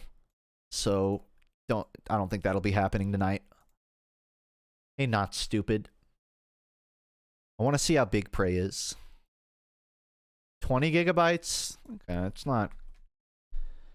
it's not Black Ops 4, but that's still, if I'm trying to stream, it's going to fuck up my, would it fuck up my upload? Maybe not. It's 12 o'clock on a Sunday. I don't know if I'm about to sit down for 3 hours of late night Prey.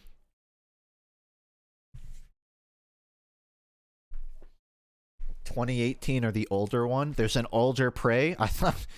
I kind of just assume everyone's talking about the I think it's 2017, but that Prey.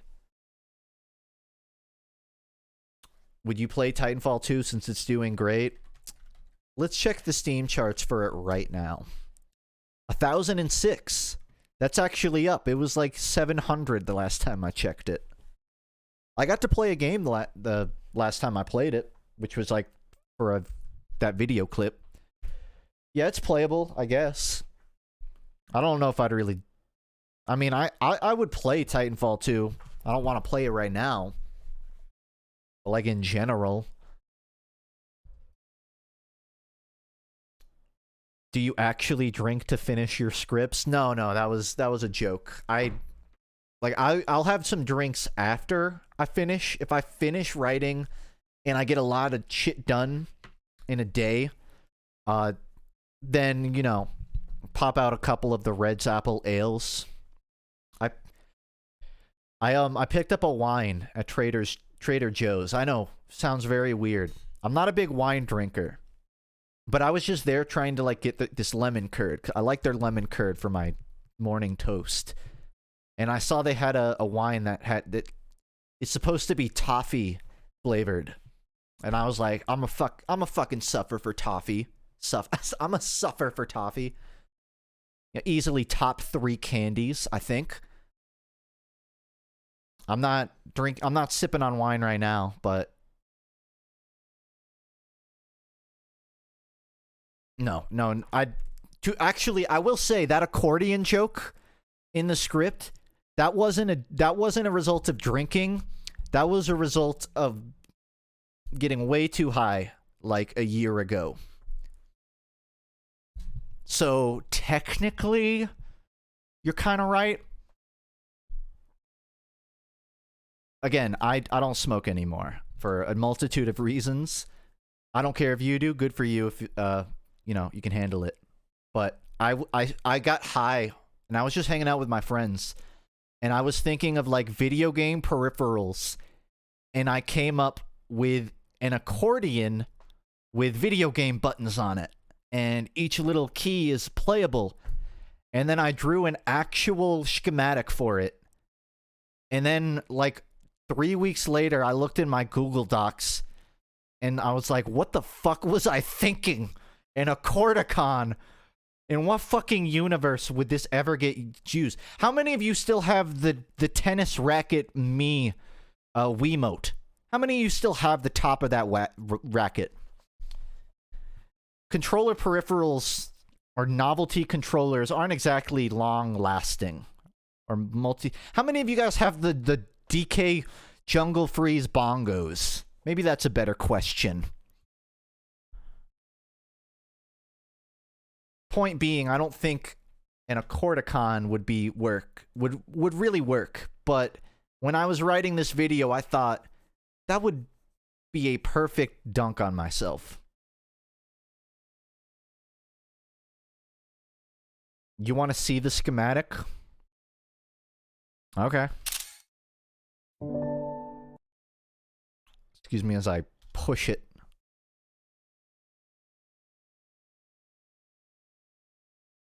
This is the accordion, right? So your left hand goes on that side and you can hold the 4 buttons in the little joypad. The right hand, you use the 2 scales worth of keys to play the game. Yes, I did that when I was high. And on the back of the left side is like the D-pad. And again, I don't think that's I'm glad I came up with it just so I could have that joke in the video. It was worth it. So it, you know, at least weed has done one good thing for me in my life. It almost makes up for making me not upload for a year.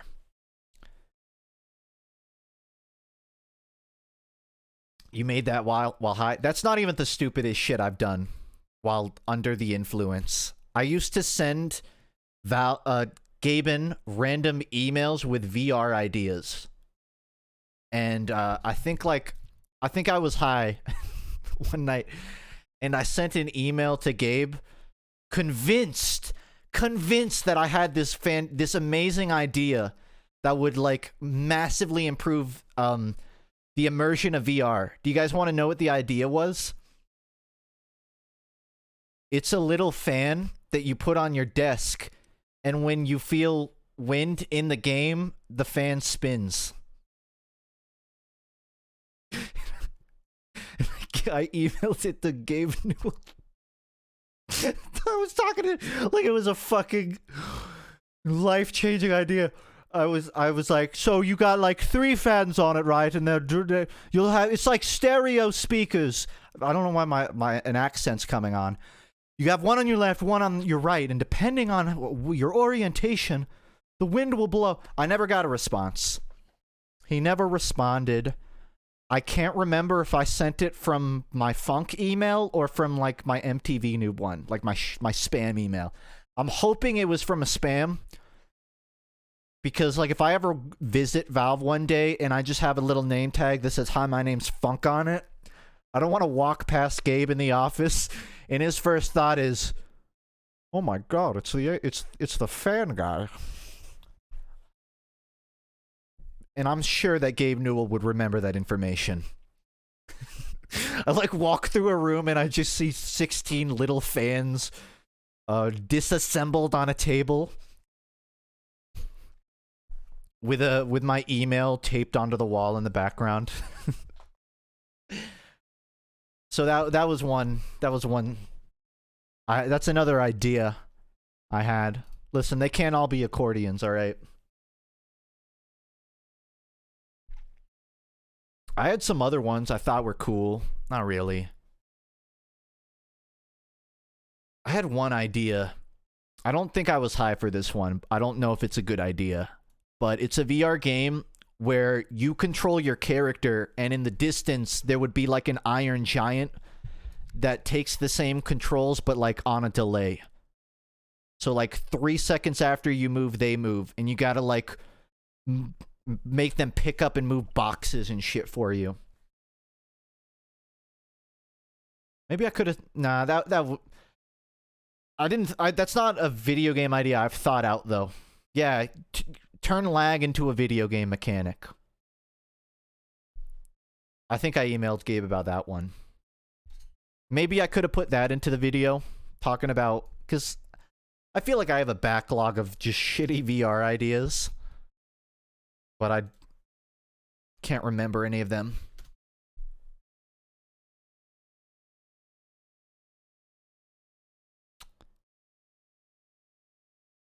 I'm looking around in my documents to see if I have any other like VR things to talk about.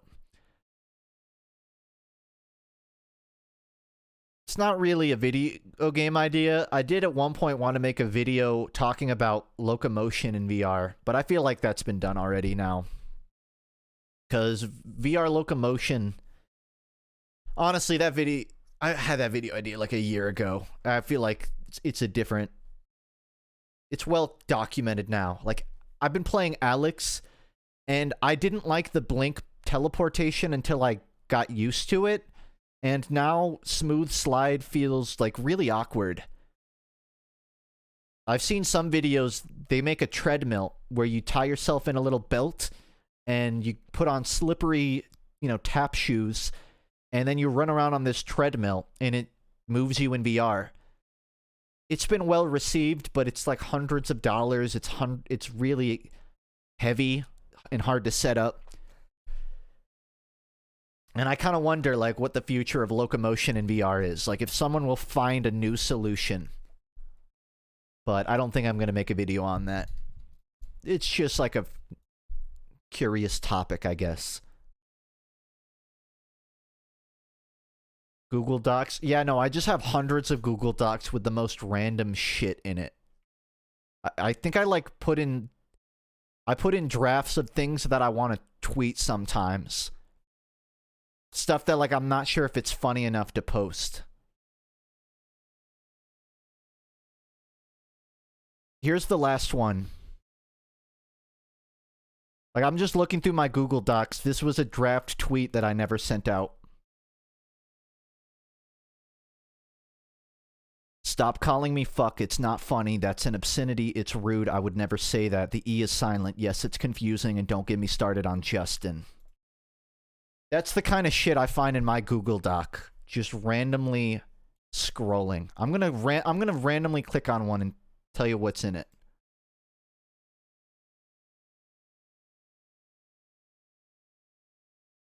I lost the tab.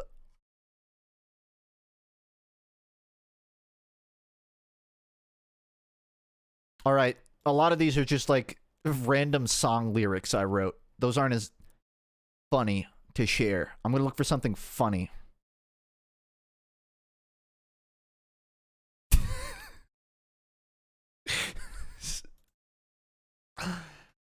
Alright. Before I show this, I don't want anyone to worry, but I found one.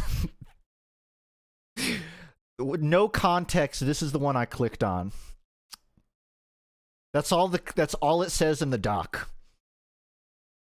Nothing else. I don't know the context of that one. I think that was mid-psychosis.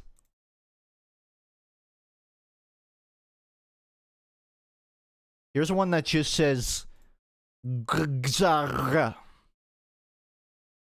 I think I just accidentally opened Google Docs there.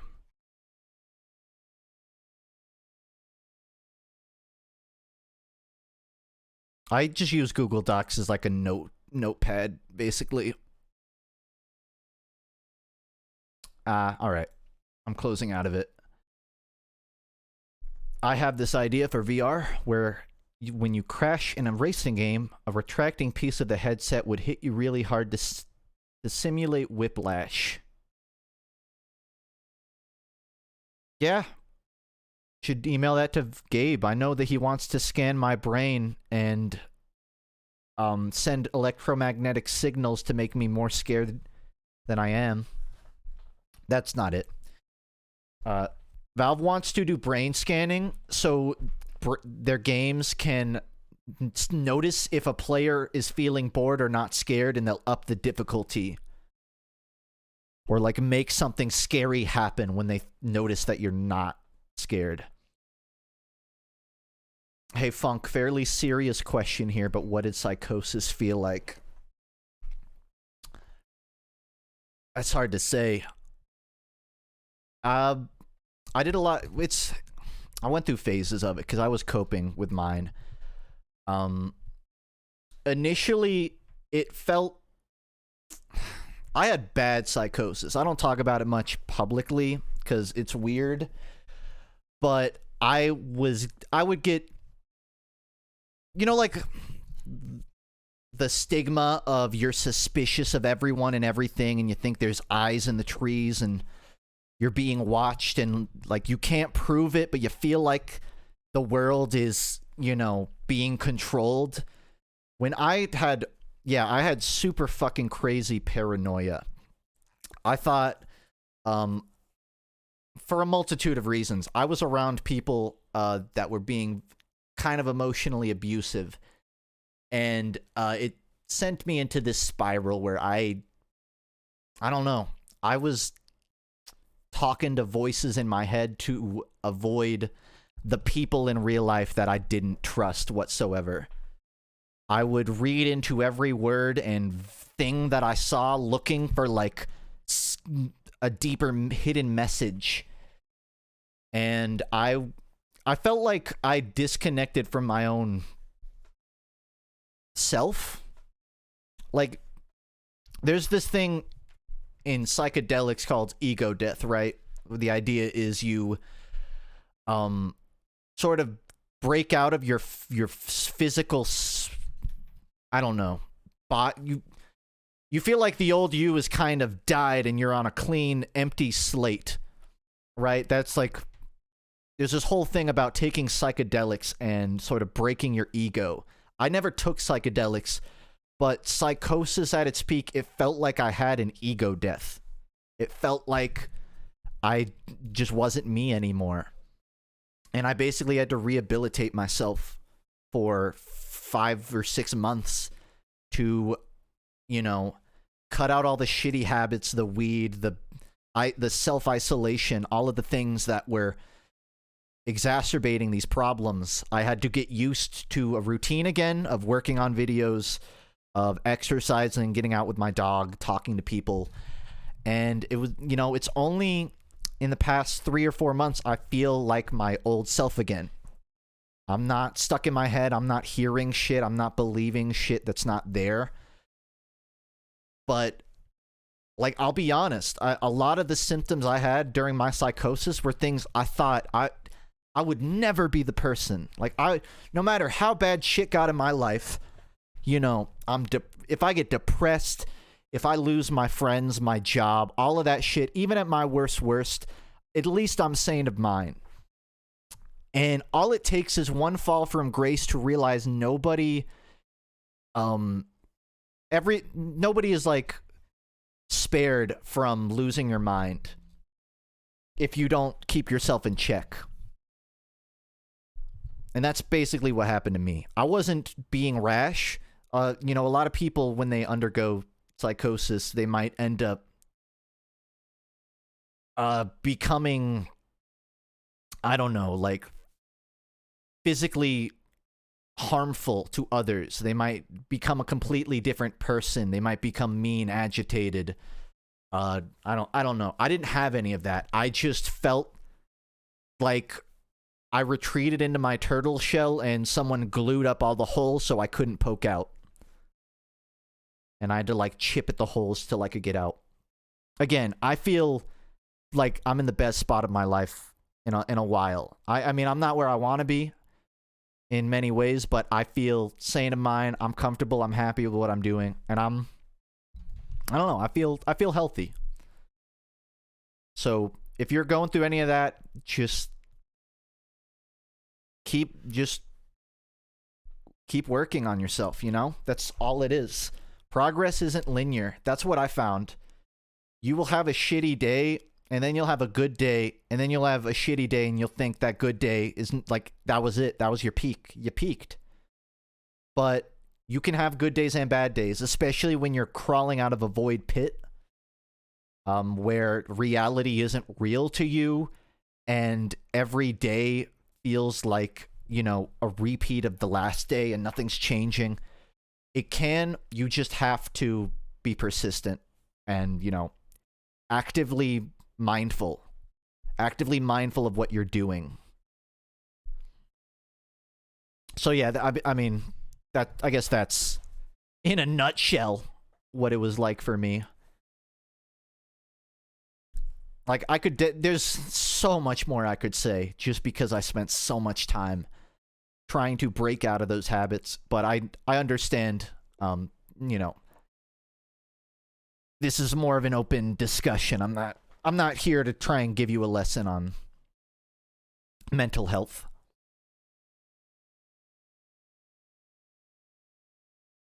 Imposter syndrome. Yeah, well, I mean, all syndromes can pile up, but imposter syndrome, I've dealt with that before too.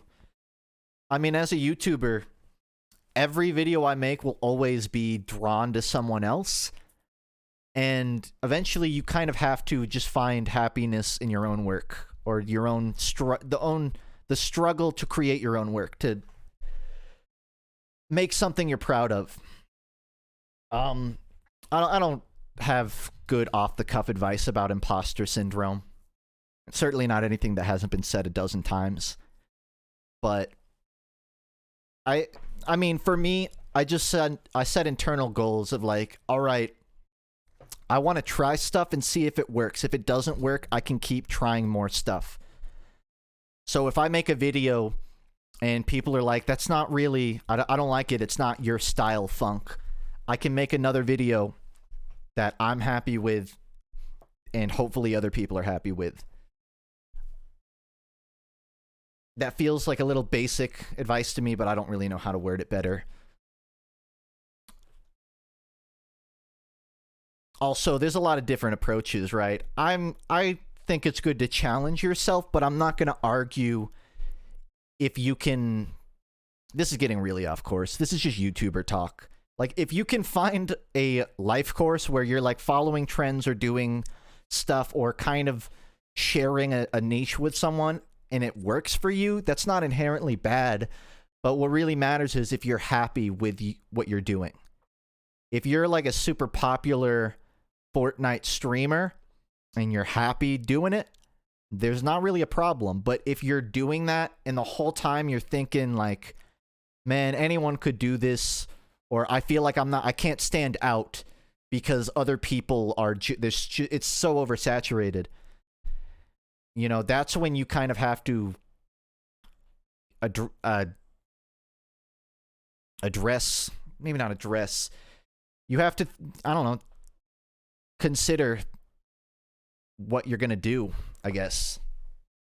Like, if you have deeply entrenched imposter syndrome because you feel like everyone else does what you do already, that your focus should just be, well, how do I turn what I'm doing into something I'm happy with, regardless of if someone else is doing it better. Like, so many of I have a lot of YouTuber friends that I fucking love their work. I look up to them, and there are definitely days where it's like, why can't I be like that? Or why can't I pull off what they pulled off? Or like, they always have these huge projects and I'm just putting out these medium things like at smaller intervals. For me, I kind of had to reach a point where it's like, from our viewers' point of view, I think I saw a meme of this. So like, if me and every other content creator is just a pastry chef making cakes and giving them out to people, the people getting these cakes are just thinking, holy shit, I'm getting 2 cakes. They're not thinking, oh, that cake has frills and it's got 3 layers and it's got 7 different icings on it, and this cake just has 1 layer and vanilla frosting on it. Very few viewers are doing the comparisons we are to each other. You know, when you're making stuff for other people to watch, you're just giving them more shit to digest. And it's kind of empowering in a way when you realize, like, I can just make stuff and people know it's me. Like, I don't have to try and be someone else or anything. And you know, anyone that's followed me for a long time, you know I don't have a super hard, deeply rooted content identity. You know, I've done live commentaries, I've tried animating stuff, I've tried super serious video essays, I've shit posted. I don't mind trying stuff, because I know deep down, like, when I'm trying something, it's because I want to and I enjoy it. And maybe motivation is a factor. Like, don't just be trying stuff to recreate, you know, lightning in a bottle someone else got. Do it because you enjoy it, I guess. Again, vague, but I'm not a life coach. At least not live. If you let me pause in between each sentence and compile it into a video, maybe I can fake it. That's also a joke. I am not a professional.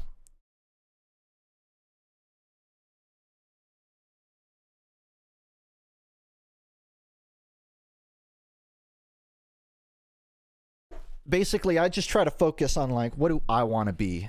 If I want to challenge myself and be bigger or make more stuff, what do I got to do to do that? If I want to just coast making what I do now because I enjoy it, then what's the next thing I'm going to make? And I don't spend too much time obsessing over my friends or other content creators or people that have higher success than me. That's one thing I kind of had to learn. When I started, I was, you know, always on Twitch watching a lot of these people where I'm like wondering, like, how do they have this success? I want to see what they're like and I want to study them. But eventually, like, internally it gets really creepy where it's like, why am I obsessed with these people and what makes, like, people drawn to them when I should just be spending this time working on some shit I want to do? So I avoid doing that unless it's like talking to my friends or seeing what they're doing. And even then, it's just because I want to be, you know, I want to know what my friends are up to. It's not because I'm not bringing a measuring stick to watch it.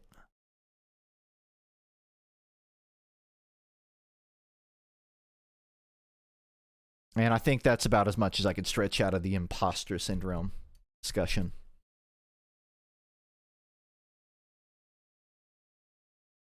And thank you, Scum. Yeah, but I also think there's there's a dial, right? Because when I'm writing, it's hard for me not to dial up, like, my memes, right? I'm gonna make Weezer jokes. I'm gonna talk about TF2. I'm gonna fucking pull out an Elmer Fudd for people. I think you also need to dial that back. Otherwise, eventually you'll start feeling like you flanderize yourself. Like, there are points in when I feel like I'm not limiting that dial too much, and I look back and it's like, I'm what's the word? Bending, like, what's that shit you do in Rainbow Six Siege when you move to the side? Leaning. Like, I can tell when I'm leaning too far into stuff, and I need to back out of it. Usually in retrospect. I think that's a part too, because eventually you kind of feel like you're one note if you do that too much. It's like, I'm doing these jokes because I know they land, but not because I'm super proud of them. There's a balance. Anyone that watches my stream knows about that. When it's like, oh, he's doing a funny joke, and then 6 minutes later, I still have a voice changer on. That kind of thing. You got to look back and be like, okay, dial it in.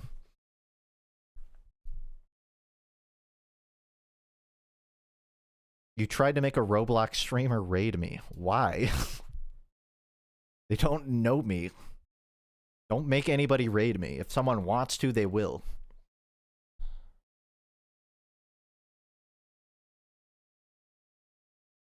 I'm still happy I got the New Blood devs arguing over Weezer. That's an example where I'm happy about leaning too far in.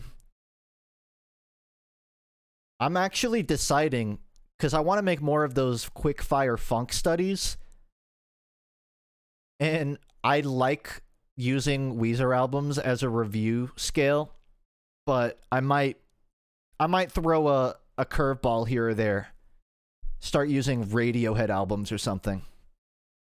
It's got to be bands that have a diverse discography of good and bad. I was looking at, what was it, Pitchfork statistics? You know, Pitchfork, the review site for music.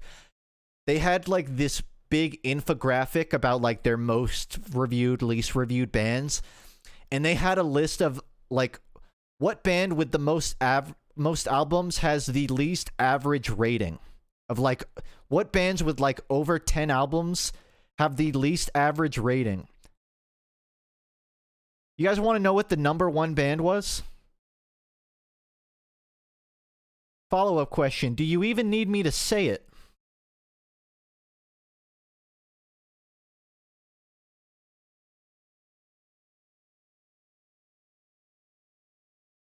Yeah, Hakira and a couple of the New Blood devs were on Twitter talking about the Weezer albums.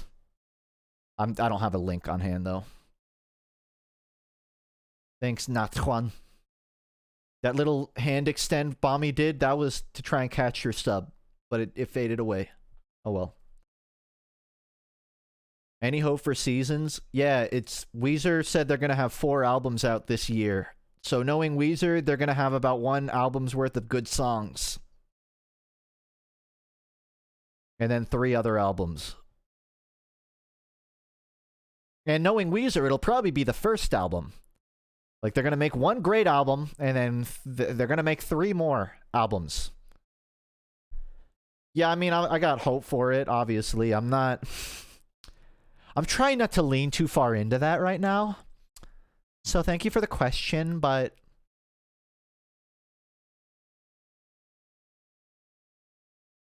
the thing is, I think a big reason he's doing that, I don't know. It feels like he's just trying to have a bunch of albums out, so when they tour, they got stuff to play and promote. And not necessarily because he's deeply crafting these concept albums. He's a very modular songwriter, Rivers Cuomo. Good or bad. It can come off as a bit produced. A little bit. So I don't think they're going to be deep cuts, but yeah, I mean, you know who you're watching. You know I'm going to talk about it. Doesn't mean I'll be crazy about it. I don't think I'll ever get an interview with Rivers, but I've been running through old interviews of, or not even old, of bobbing. Yep, it's the bobbing hour, everybody. One of the musicians from Feed Me Jack, arguably like my favorite band. He's like super niche, off the grid, and he's done one interview, and the dude, oh my guys, I know not all of you will understand this, but the ones that do, bobbing goes on an interview with this guy, and the dude says, "Yeah, I like your stuff, man. It sounds a lot like Feed Me Jack." And Bobbing goes, "Yeah, I was actually in that band." And the interview's just like, "Oh, really? I didn't know that. Oh, I guess I got a good ear." And that was like the first strike for me. Like, you didn't even know his previous band, but you knew the band. The second thing was, like, halfway through the interview, he's like, I'm gonna play one of the songs from your mixtape, if you don't mind, so people can hear it. And then Bobbing's like, alright, play it. That's cool. The interviewer pulls out his fucking phone, plays the song, and holds it up to his microphone. And it sounds like it's going through a cheese grater underwater. I'll give you guys an example. He's like, yeah, I love your mixtape. I'm gonna play something so everyone can hear it, alright?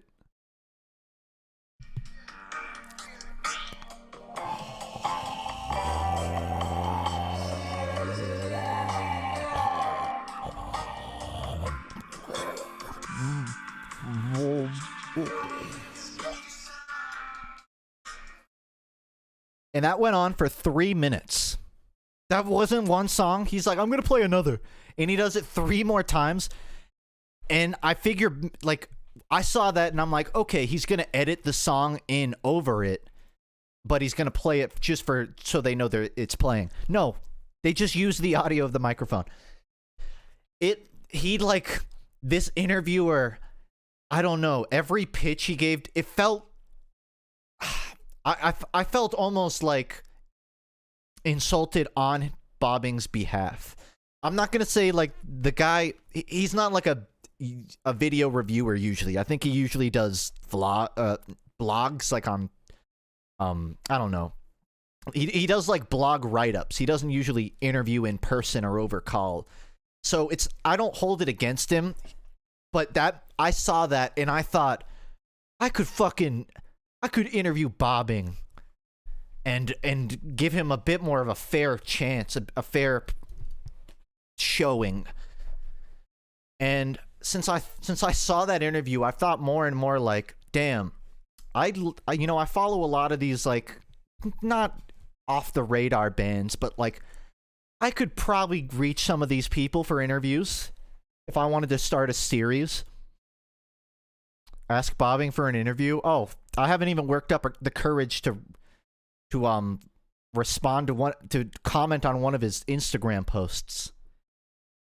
But if I get that confidence, yeah, I'd fucking love to try and, like, run interviews around Bobbing, Tony Molina, Ozma. I think Moonbright used to be a viewer in my chat, like 2 years back. I saw he's been running through interviews with Ozma. He's, like, upkeeping their YouTube channel. I think that's really cool. But, like, Ozma's another example. I fucking love them. Daniel Brumel is, like, one of my favorite musicians. I would love to maybe somehow get in touch with him. The Easy Button. There's just, like, some really cool bands out there that I feel like don't get that kind of coverage. Like, people don't interview them because they're not, I don't know, public figures so much. That said, I almost would want to try and interview it in a way that, like, you don't have to know the bands to like it. Like, if I did that kind of thing, it would be like a mini documentary. Like, this is the band, this is what they make, this is their history, and then here's an interview.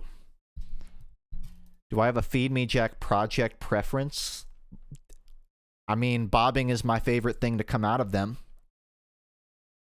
Still Woozy, another former member. He's got good songs, but he's not as avant-garde or experimental. Not a bad thing, but it doesn't wow me as much. And I'm waiting for Red 26 to put out more. Chumfrey over Ultra Ego? Why are you saying that like that's a controversial statement? What, sorry? What, you don't like Vegeta's new form? Listen. Vegeta gets beaten every single fight. And he never gets a W, but that doesn't mean it's a bad form. It's just bad writing. I mean, Ultra Ego's good, but no, Chumfrey is their best work. Anatolia is, like, their most technically impressive album. Like, they have a lot of really cool form. I don't know any fucking music terms. Anatolia came after Chumfree, so they knew their sound a bit more. They played into it really well. However, Chumfree has, I don't know, it has character. There are a lot of, like, Pirate Muse it's a fucking... I'm gonna give you guys the bass. But not on my phone, because it's playing through that. I'm gonna show you guys 3 seconds of this song, and I want you to tell me if you think it's a good song or not. Do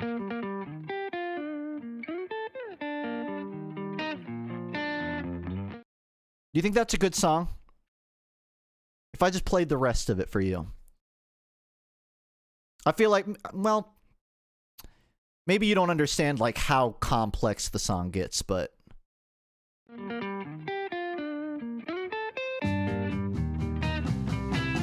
No. Got some terrible news. Threw my script out today. Words have never had much use. 'Cause it's not what you say. It's not what you say. Am I lonely, broken hearted, or insane? 'Cause you've been holding on to this, thinking maybe I would. Take me for a victim as you club me on the head. Good song, right? And that's just one song off of Chumfree. Let's play the game again, guys. I'm gonna show you guys 3 seconds. Tell me if you think the song's good.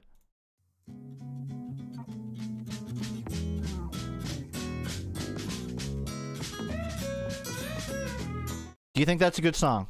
Can you imagine the rest of that's good? No! You don't know taste. It's not as, like, bouncy, I guess. SpongeBob? Yeah. Just wait for, like, the Beach Boys.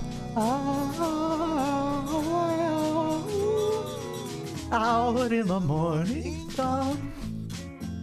You don't need to ask an alibi. No, you don't. It's a good song.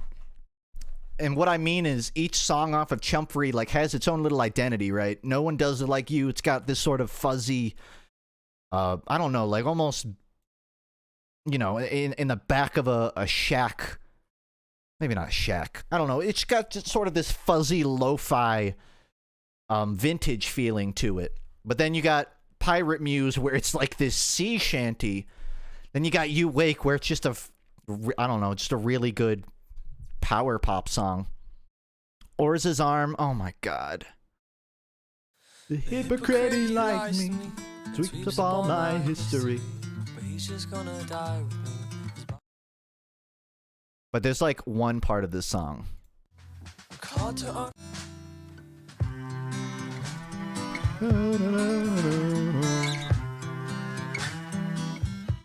Those are just a few examples, but like each song off of that album, Chumfree, it's just really distinct. Whereas Anatolia, which is another EP by them, great fucking EP, but it's a bit more... what's a good word here? The songs kind of blend into each other a bit more. It's a bit more uniform, I guess. The transition between Open and Da Da Da is like the greatest transition between two songs in music history. Period. You want to hear it?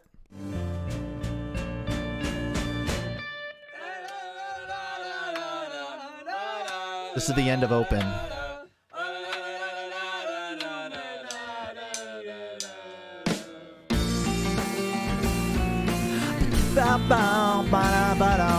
And that song's called Da Da Da.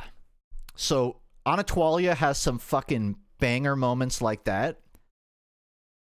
I love Bearing Stone, Chapel Perilous. Those are like, you know how like some 13-year-old girls listen to Taylor Swift when they need life advice?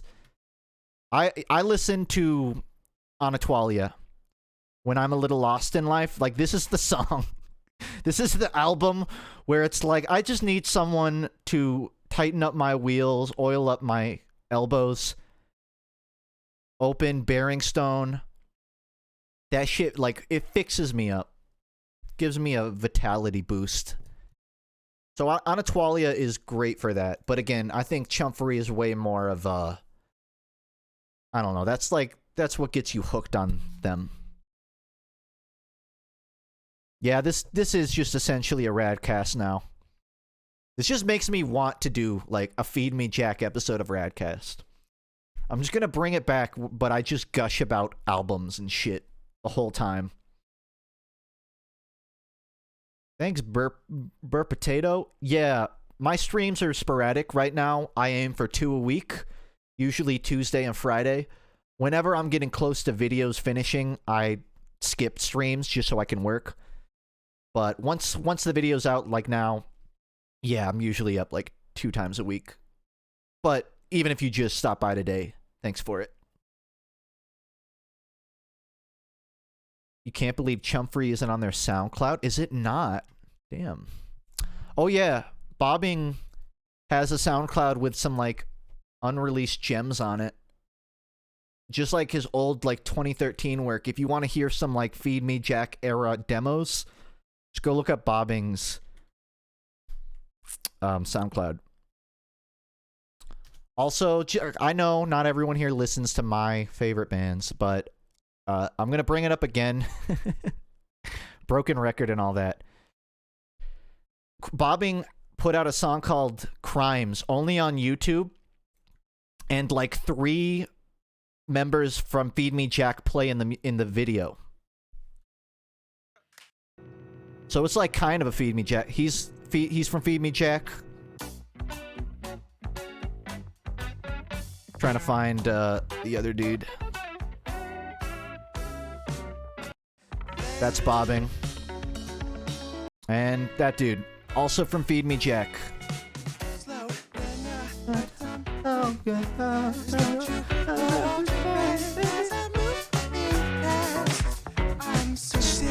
So this is just basically another Feed Me Jack song. I'm really hoping the reason this isn't out yet is because he's gonna like drop an EP or an album with it. Because I want that song like on Spotify. YouTube's playback kind of compresses songs a bit. And it's kind of noticeable. I would love to hear like a more raw version of that.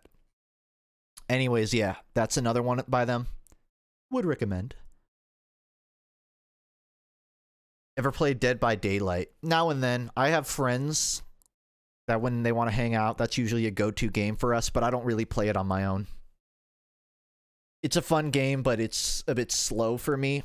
Like, if I'm not playing that with people in a VC, I get a little bored. Have I heard the Blue Album Kitchen tapes? You're asking FUNKe. Dial it back, Justin. Yeah, it almost kind of miffs me that it's called the Blue Album, but it's only I don't know if this was intentional, but the demo version of that album, the Kitchen tapes, it sounds like bluesy. They have bluesy guitar licks like, but on the album version, they got rid of it. They just made it power pop. But it's still called the Blue Album. Why is it still the Blue Album if they got rid of the blues? I don't get it.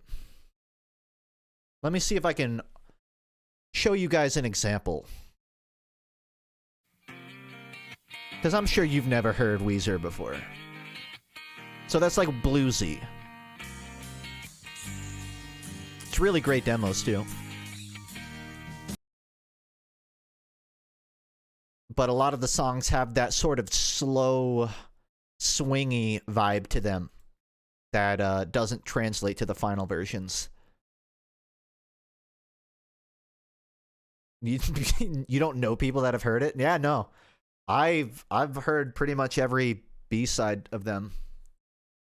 Probably everything.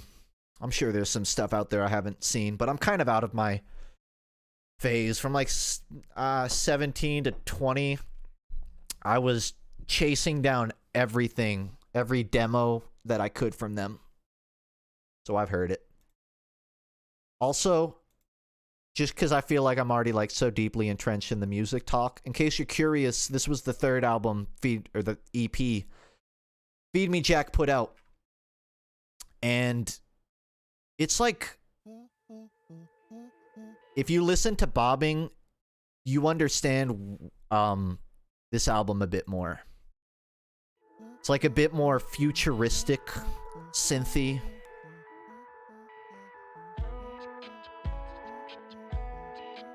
I won't play the whole thing, but Human Zoo is one of my favorite songs off of it, and it's pretty mellow. Actually, here's what I'll show you, because I know you guys want something you can, like, dance to. So, I'm going to show you the solo from Emergency.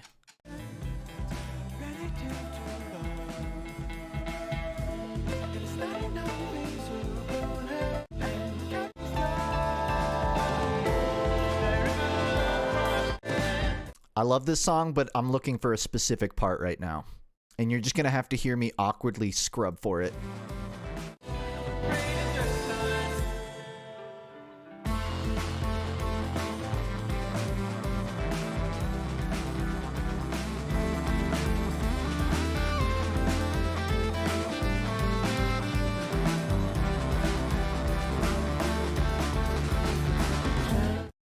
That's one of my favorite moments off of Ultra Ego.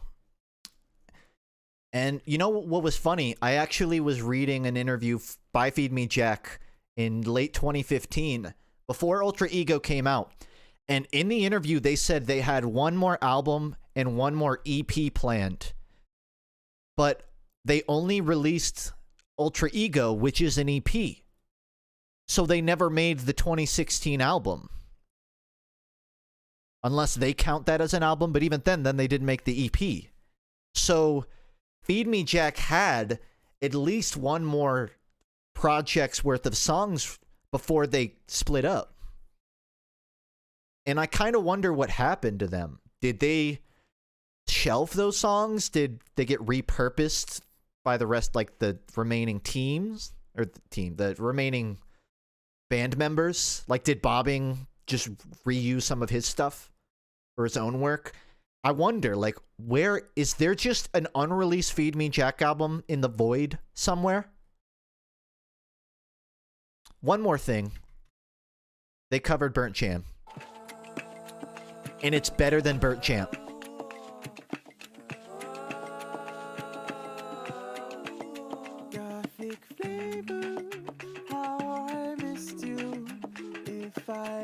Once could kiss you for one moment of my lifetime, I'd be happy, I'd be there. They make it into a... I don't... What genre would this be? Like, is that math rock jazz, I guess? Lounge? Yeah, it's like lounge. It's like lounge rock, I guess.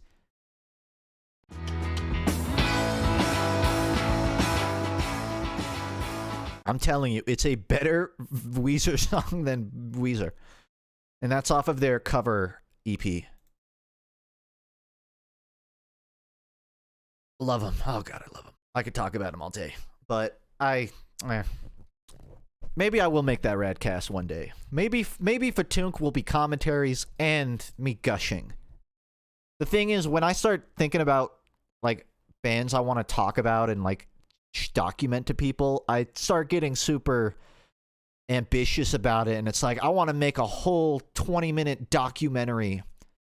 Like, I want to get a bunch of B-roll of them at live performances, write out a whole script about it. I just want to make a whole thing out of it. I don't want to just sit on microphone for an hour and talk about them. Or maybe I should say I like that, but I also want to have, like, a produced documentation of them and not just a podcast. And that's why you, like, haven't seen it yet. Like, yeah, I could just make a RADCAST, but if it's going on YouTube, I don't want it just to be for, like, the people that know me and they know these bands and they're like, fuck yeah, I like hearing about it. I want to reach that random person where it's like, I I watched your commentaries 4 years ago, and now you're like giving me a real life documentary about a band, and it's interesting.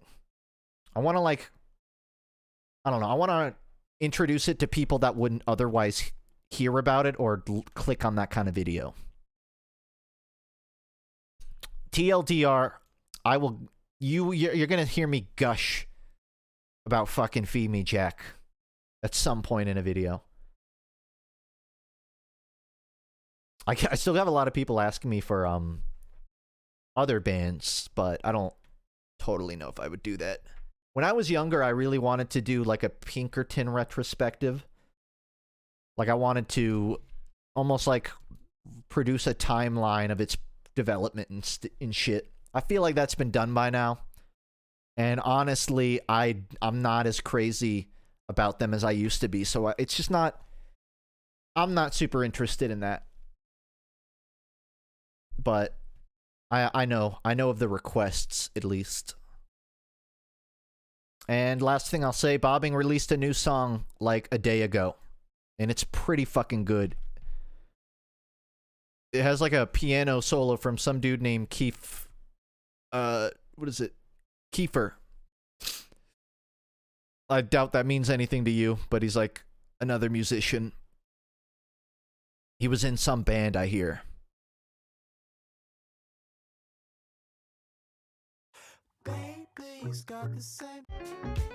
This is the last Bobbing song.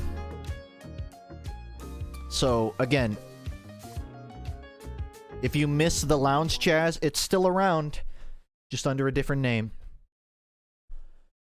How am I doing? I'm doing great. Honestly, it's been a really good day for me. I got that video out. I took my dog to the park, gave him for a good walk. He got to run in this big open field. I woke up not at 2 p.m., which is good. Like, I woke up, I think, 11 or 12. Relatively early. Ate some good nutritious food. I'm feeling great today. I hope you are too.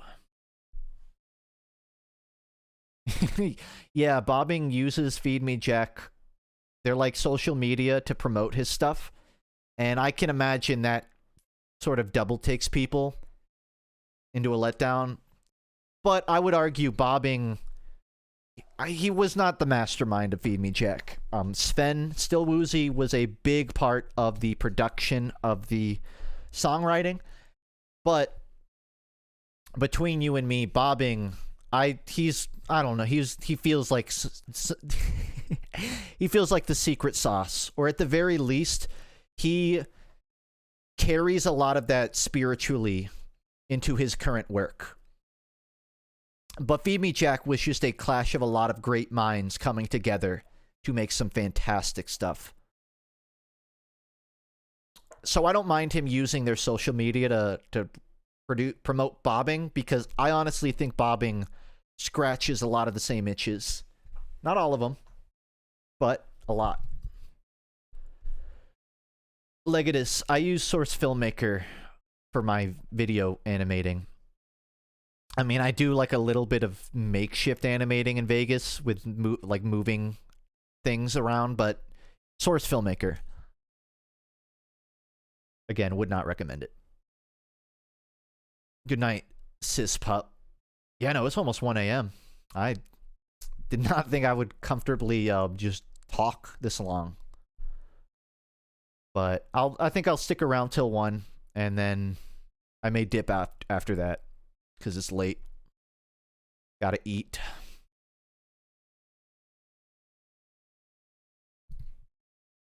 What breeds the dog? I have a boxer.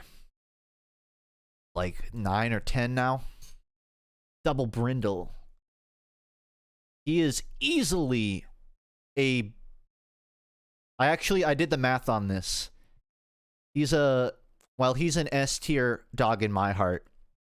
But he's if I'm being like a bit more serious on my grading, he's like a solid B+, maybe B-. He's the perfect dog at home. And this isn't even his fault. He is kind of defensive around other dogs. So I took him out of A tier. But I'm trying to rehabilitate him around the dog park to get him back into A tier. He used to be, but he got attacked by another dog, so I'm slowly getting him comfortable around the park again.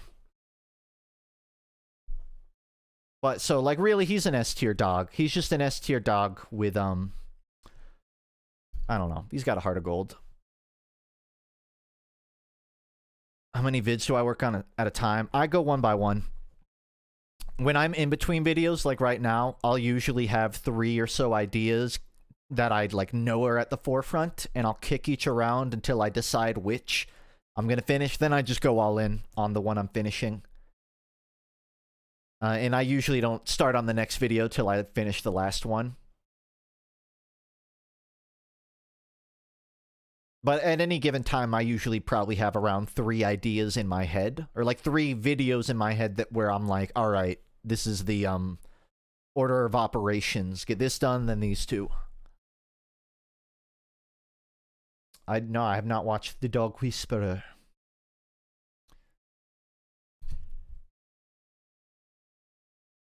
Again, like he's not a bad dog. Like he can be around other dogs. It's just my dog doesn't. I think he has like PTSD because he got bitten by another dog, and now if other dogs try to play bite at him, he like has a very visible response. Like he tries to bite back at them. Or like he doesn't want to interact with the other dog, but it's not like aggressive. He's not like he's fine around other dogs until he thinks that they're gonna hurt him, even if they're not. That's what I mean. But again, fucking amazing dog.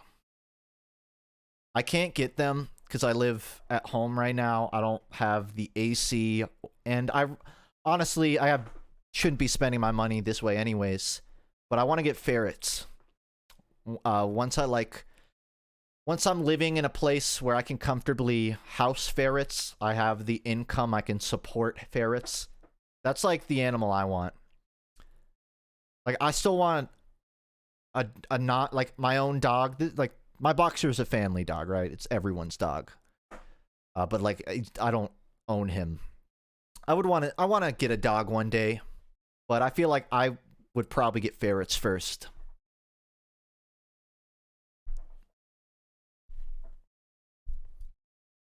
I mean, if I had a house, I'd get both. But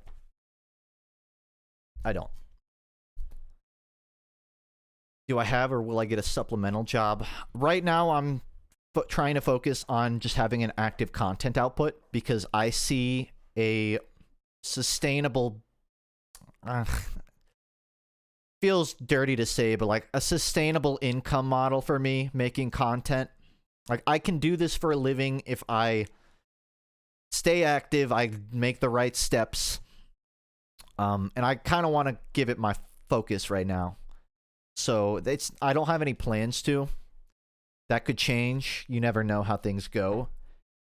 But I haven't given it much thought about like what kind of jobs I'd be doing outside of this. Like I'd probably do some freelance editing or working for other creators before I try to substitute.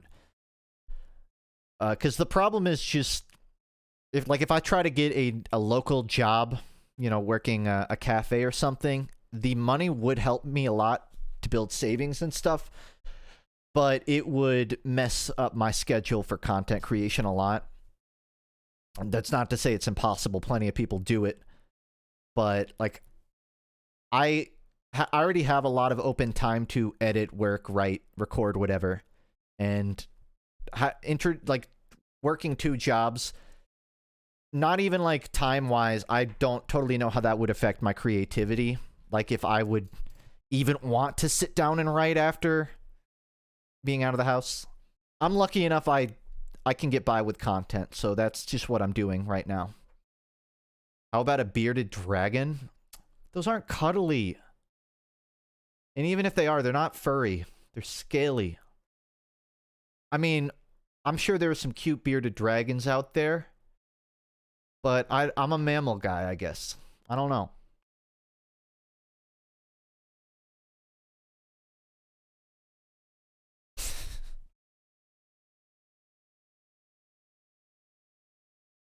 Kitty. Well, the reason I want ferrets partially is because they sort of maintain the demeanor of a kitten even after growing up. When a cat grows up, and I know this because I've had one, they mellow out a lot. They aren't as playful, and they're a lot more standoffish about when they want attention. They can play and they can give attention, but it's not the same as when they're little kittens.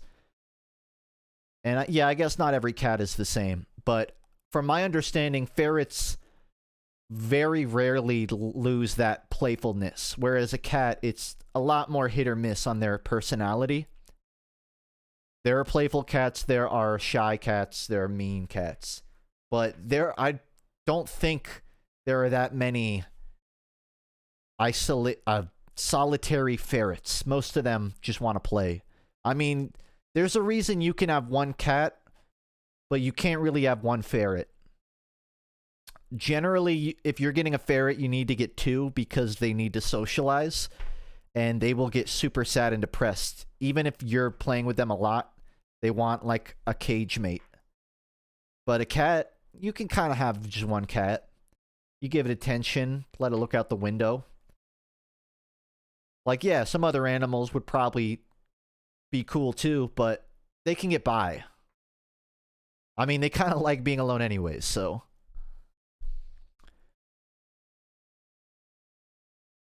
Is your name Weezer, but with weird letters? I was trying to pronounce that. Queeksor? I have one dog, just the boxer. I used to have two, but I lost her, like a month or two back. Before that, I had, 2 dogs and a cat, but I lost her, like, a year ago. So I'm just down to one dog now. You want me to have I appreciate it, Parker. Even if I ended stream an hour ago, I wouldn't be asleep until 2 minimum. So this isn't going to affect much.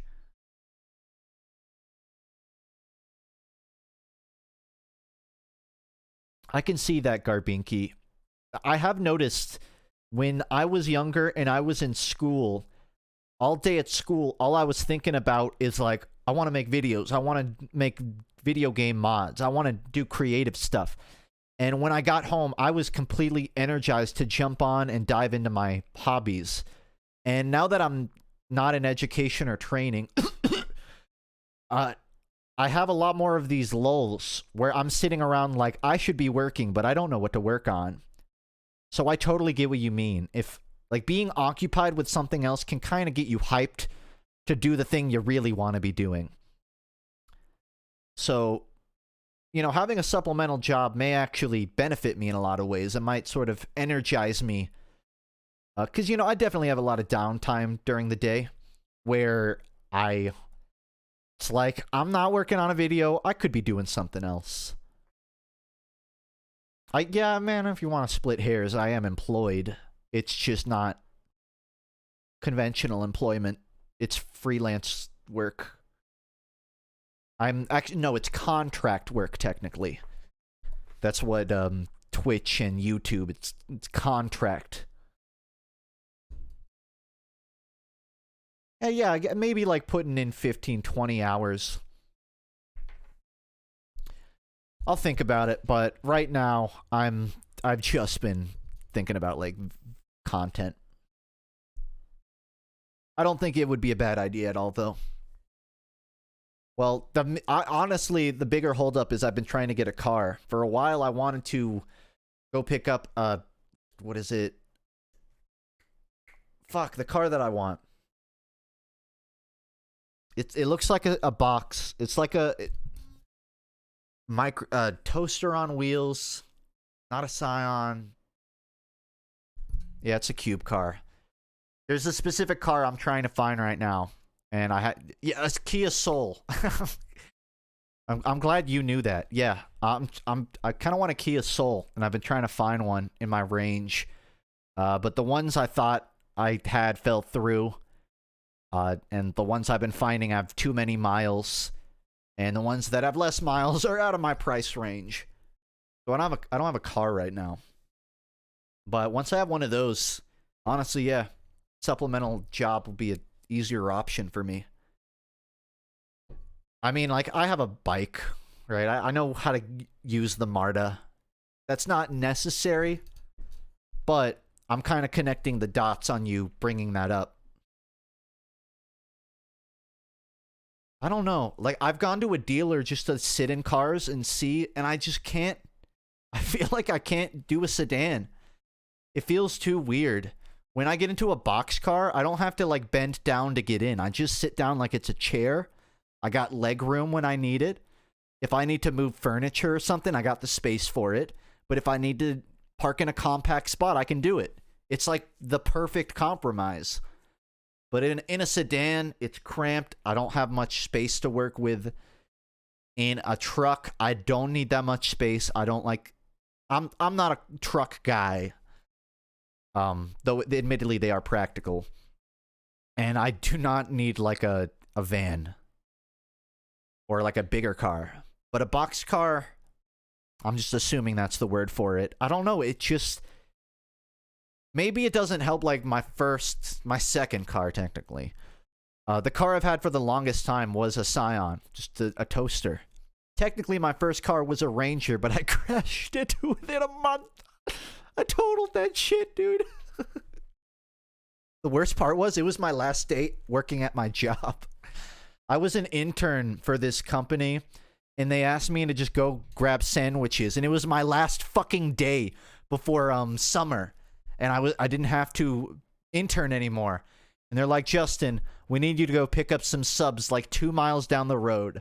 I get in the car, I pull out of the office building, and within 600 feet of that first right turn, I fucking tail end a car who proceeds to get 0 damage, but my entire Ranger is totaled.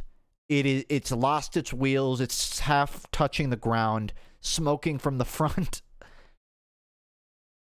And they just slammed their brakes, and I wasn't looking forward.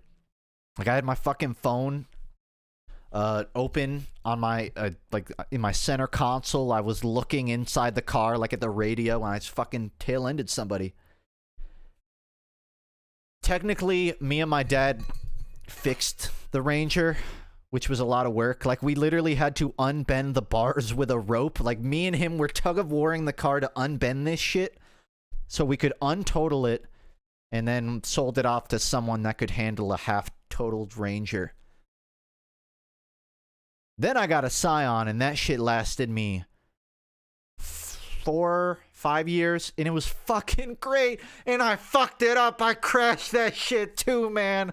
Fuck. But that one was almost a more interesting story, and I don't totally know how much I can say about it. That was like at the peak of my psychosis. So you remember earlier in the stream I was talking about it. I was losing my mind. I was hearing shit, thinking shit. I was suspicious of shit. And one of the things I did was I jumped in my Scion and fucking floored it down the road and ended up crashing it. And the worst part is, to this day, I don't fucking know why I did it. I don't know why I got in the car and I revved it up to crash. How many? That 2. Those are the 2. And it's shameful that it happened a second time. It never should have. And that's pretty much why, like, I went off the grid for a while to figure my shit out, to fix my brain and all that. Because I was just, I don't know, I was tanking my own life. And I didn't understand why. And to this, disassociation was really the biggest thing. Like, looking back, the memory of it was almost like dreamlike. Like, it doesn't even register as a memory. It just registers as like a memory of a dream. And I totally disassociated, I guess. But I don't, again, I'm 100% back to normal snuff funk. and this is all just lessons that I'm vehemently holding on to so I don't make those mistakes again. Anyways, I'm trying to find another car, and I will never crash that shit. So help me, God. Or someone else will crash into me and it won't count. Or I'll do like a 180 curve right as I'm about to crash, so technically they rear-end me, and then it doesn't count. Yeah, no, I didn't get hurt. No one else got hurt. It was lucky that the extent of it was pretty much the losing of my car. All things considered, not, you know, could have been a worse wake-up call for me, I think. Could have been much worse. Now, I wasn't going 200 through a school zone, mind you. I'm living off of a super long straight road, and I like booked it to like 140 or something. Still a fucking moronic decision that should have never happened, but I wasn't GTAing it. I wasn't driving on the sidewalk. Either way, yeah, totally reevaluated my life. I'm good to drive. I still drive. Just like not my car. Also, the Scion and the Ranger were like relatively cheap. They weren't like super expensive. They were already kind of older cars, had a lot of miles. So I'm trying to get a Soul. You know, it's not like a high end. I can't afford, you know, a $15,000 car. I mean, I guess I could get a loan, but I don't. Listen, contract work is not consistent. That said, you know, I don't buy stuff that much, so I have a couple thousand for savings. I don't, you know, I'm going to be very cautious about my next car. Let me tell you that. Especially if I can get something that isn't already, you know, 8 years old with 100,000 miles on it, like my last cars have been. Yeah, I'm still looking for used. I'm not trying to get a 2020. I'm looking for like a 2017 with 50,000 miles on it. Just something that gets me by. Night, Cole. I mean, ideally, I would get a electric vehicle. I don't think I'll ever be able to afford a Tesla. And I'm not a big fan of Tesla as a company, but like if I had a dream car, and I'm not a big car guy, it would be something like that. Like a cheap Tesla or I don't know, a Nissan Leaf. I was looking at Nissan Leafs for a while, but I guess I still could. I don't totally understand how the charging at home would work or what the price would come out to charging it. A Leaf? Yeah, a fucking Leaf. Because it's a box car. It's electric. What's wrong with Tesla? It's not like they're not controversial per se. They just have a stranglehold on the electric car market. They designed their I don't totally know. They designed their charging stations to only work with their vehicles. So other electric cars can't really use Tesla stations, even though like 40% of all stations around the country are Tesla ones. So they just have a lot of really annoying practices like that. You can just Google Elon Musk to hear all of the fucking asinine shit he's done. I'm sure a lot of the engineers at Tesla are not bad people, but I wouldn't mind finding a good alternative to Teslas. Again, they're super expensive to begin with, so an alternative would probably be cheaper anyways. Do you abhor Toyota Priuses? I don't know anything about them. All I know is that South Park episode where they made fun of the drivers for being smug pricks, which is probably accurate knowing electric vehicle drivers, but also I feel like that's becoming an antiquated stereotype. I feel like as electric vehicles get a bit more popular, you don't get as many like brownie points for saying you drive electric. It's just like, all right, cool. Neat. You had an option. A lot of people do. It's not as much of a statement to get one anymore. But I don't know anything about Priuses. I don't know if I'd drive one. They're hybrids, right? I mean, ideally, a full... I don't care. Ideally, I'd get a full electric, but I'm not one of those people that, like, loathes the idea of driving a gas car. I understand most of our emissions is not from a single car on the road. It's from, you know, factories. It's from methane farms. It's from trucks that are moving in mass constantly throughout the country.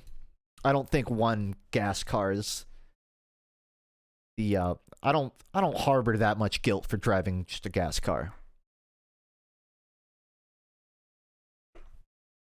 But I also understand, you know, the more people drive like electric, the better off everything.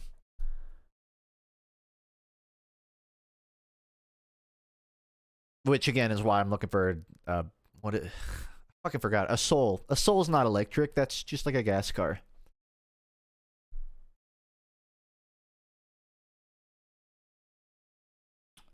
An electric smart with the frog dash. Are the smart cars those like tiny little clown cars?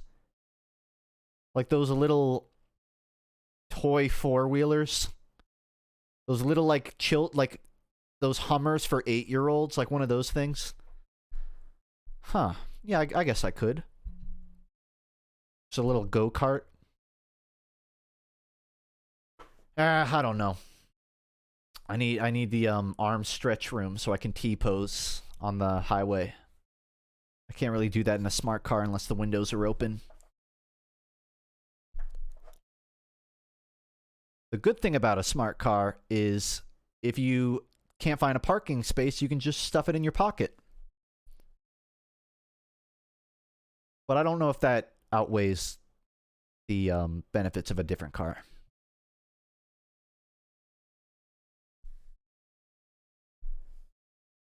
Barbie Jeep. Yeah. Okay. It's about 1:15 a.m. I need to get off for a multitude of reasons.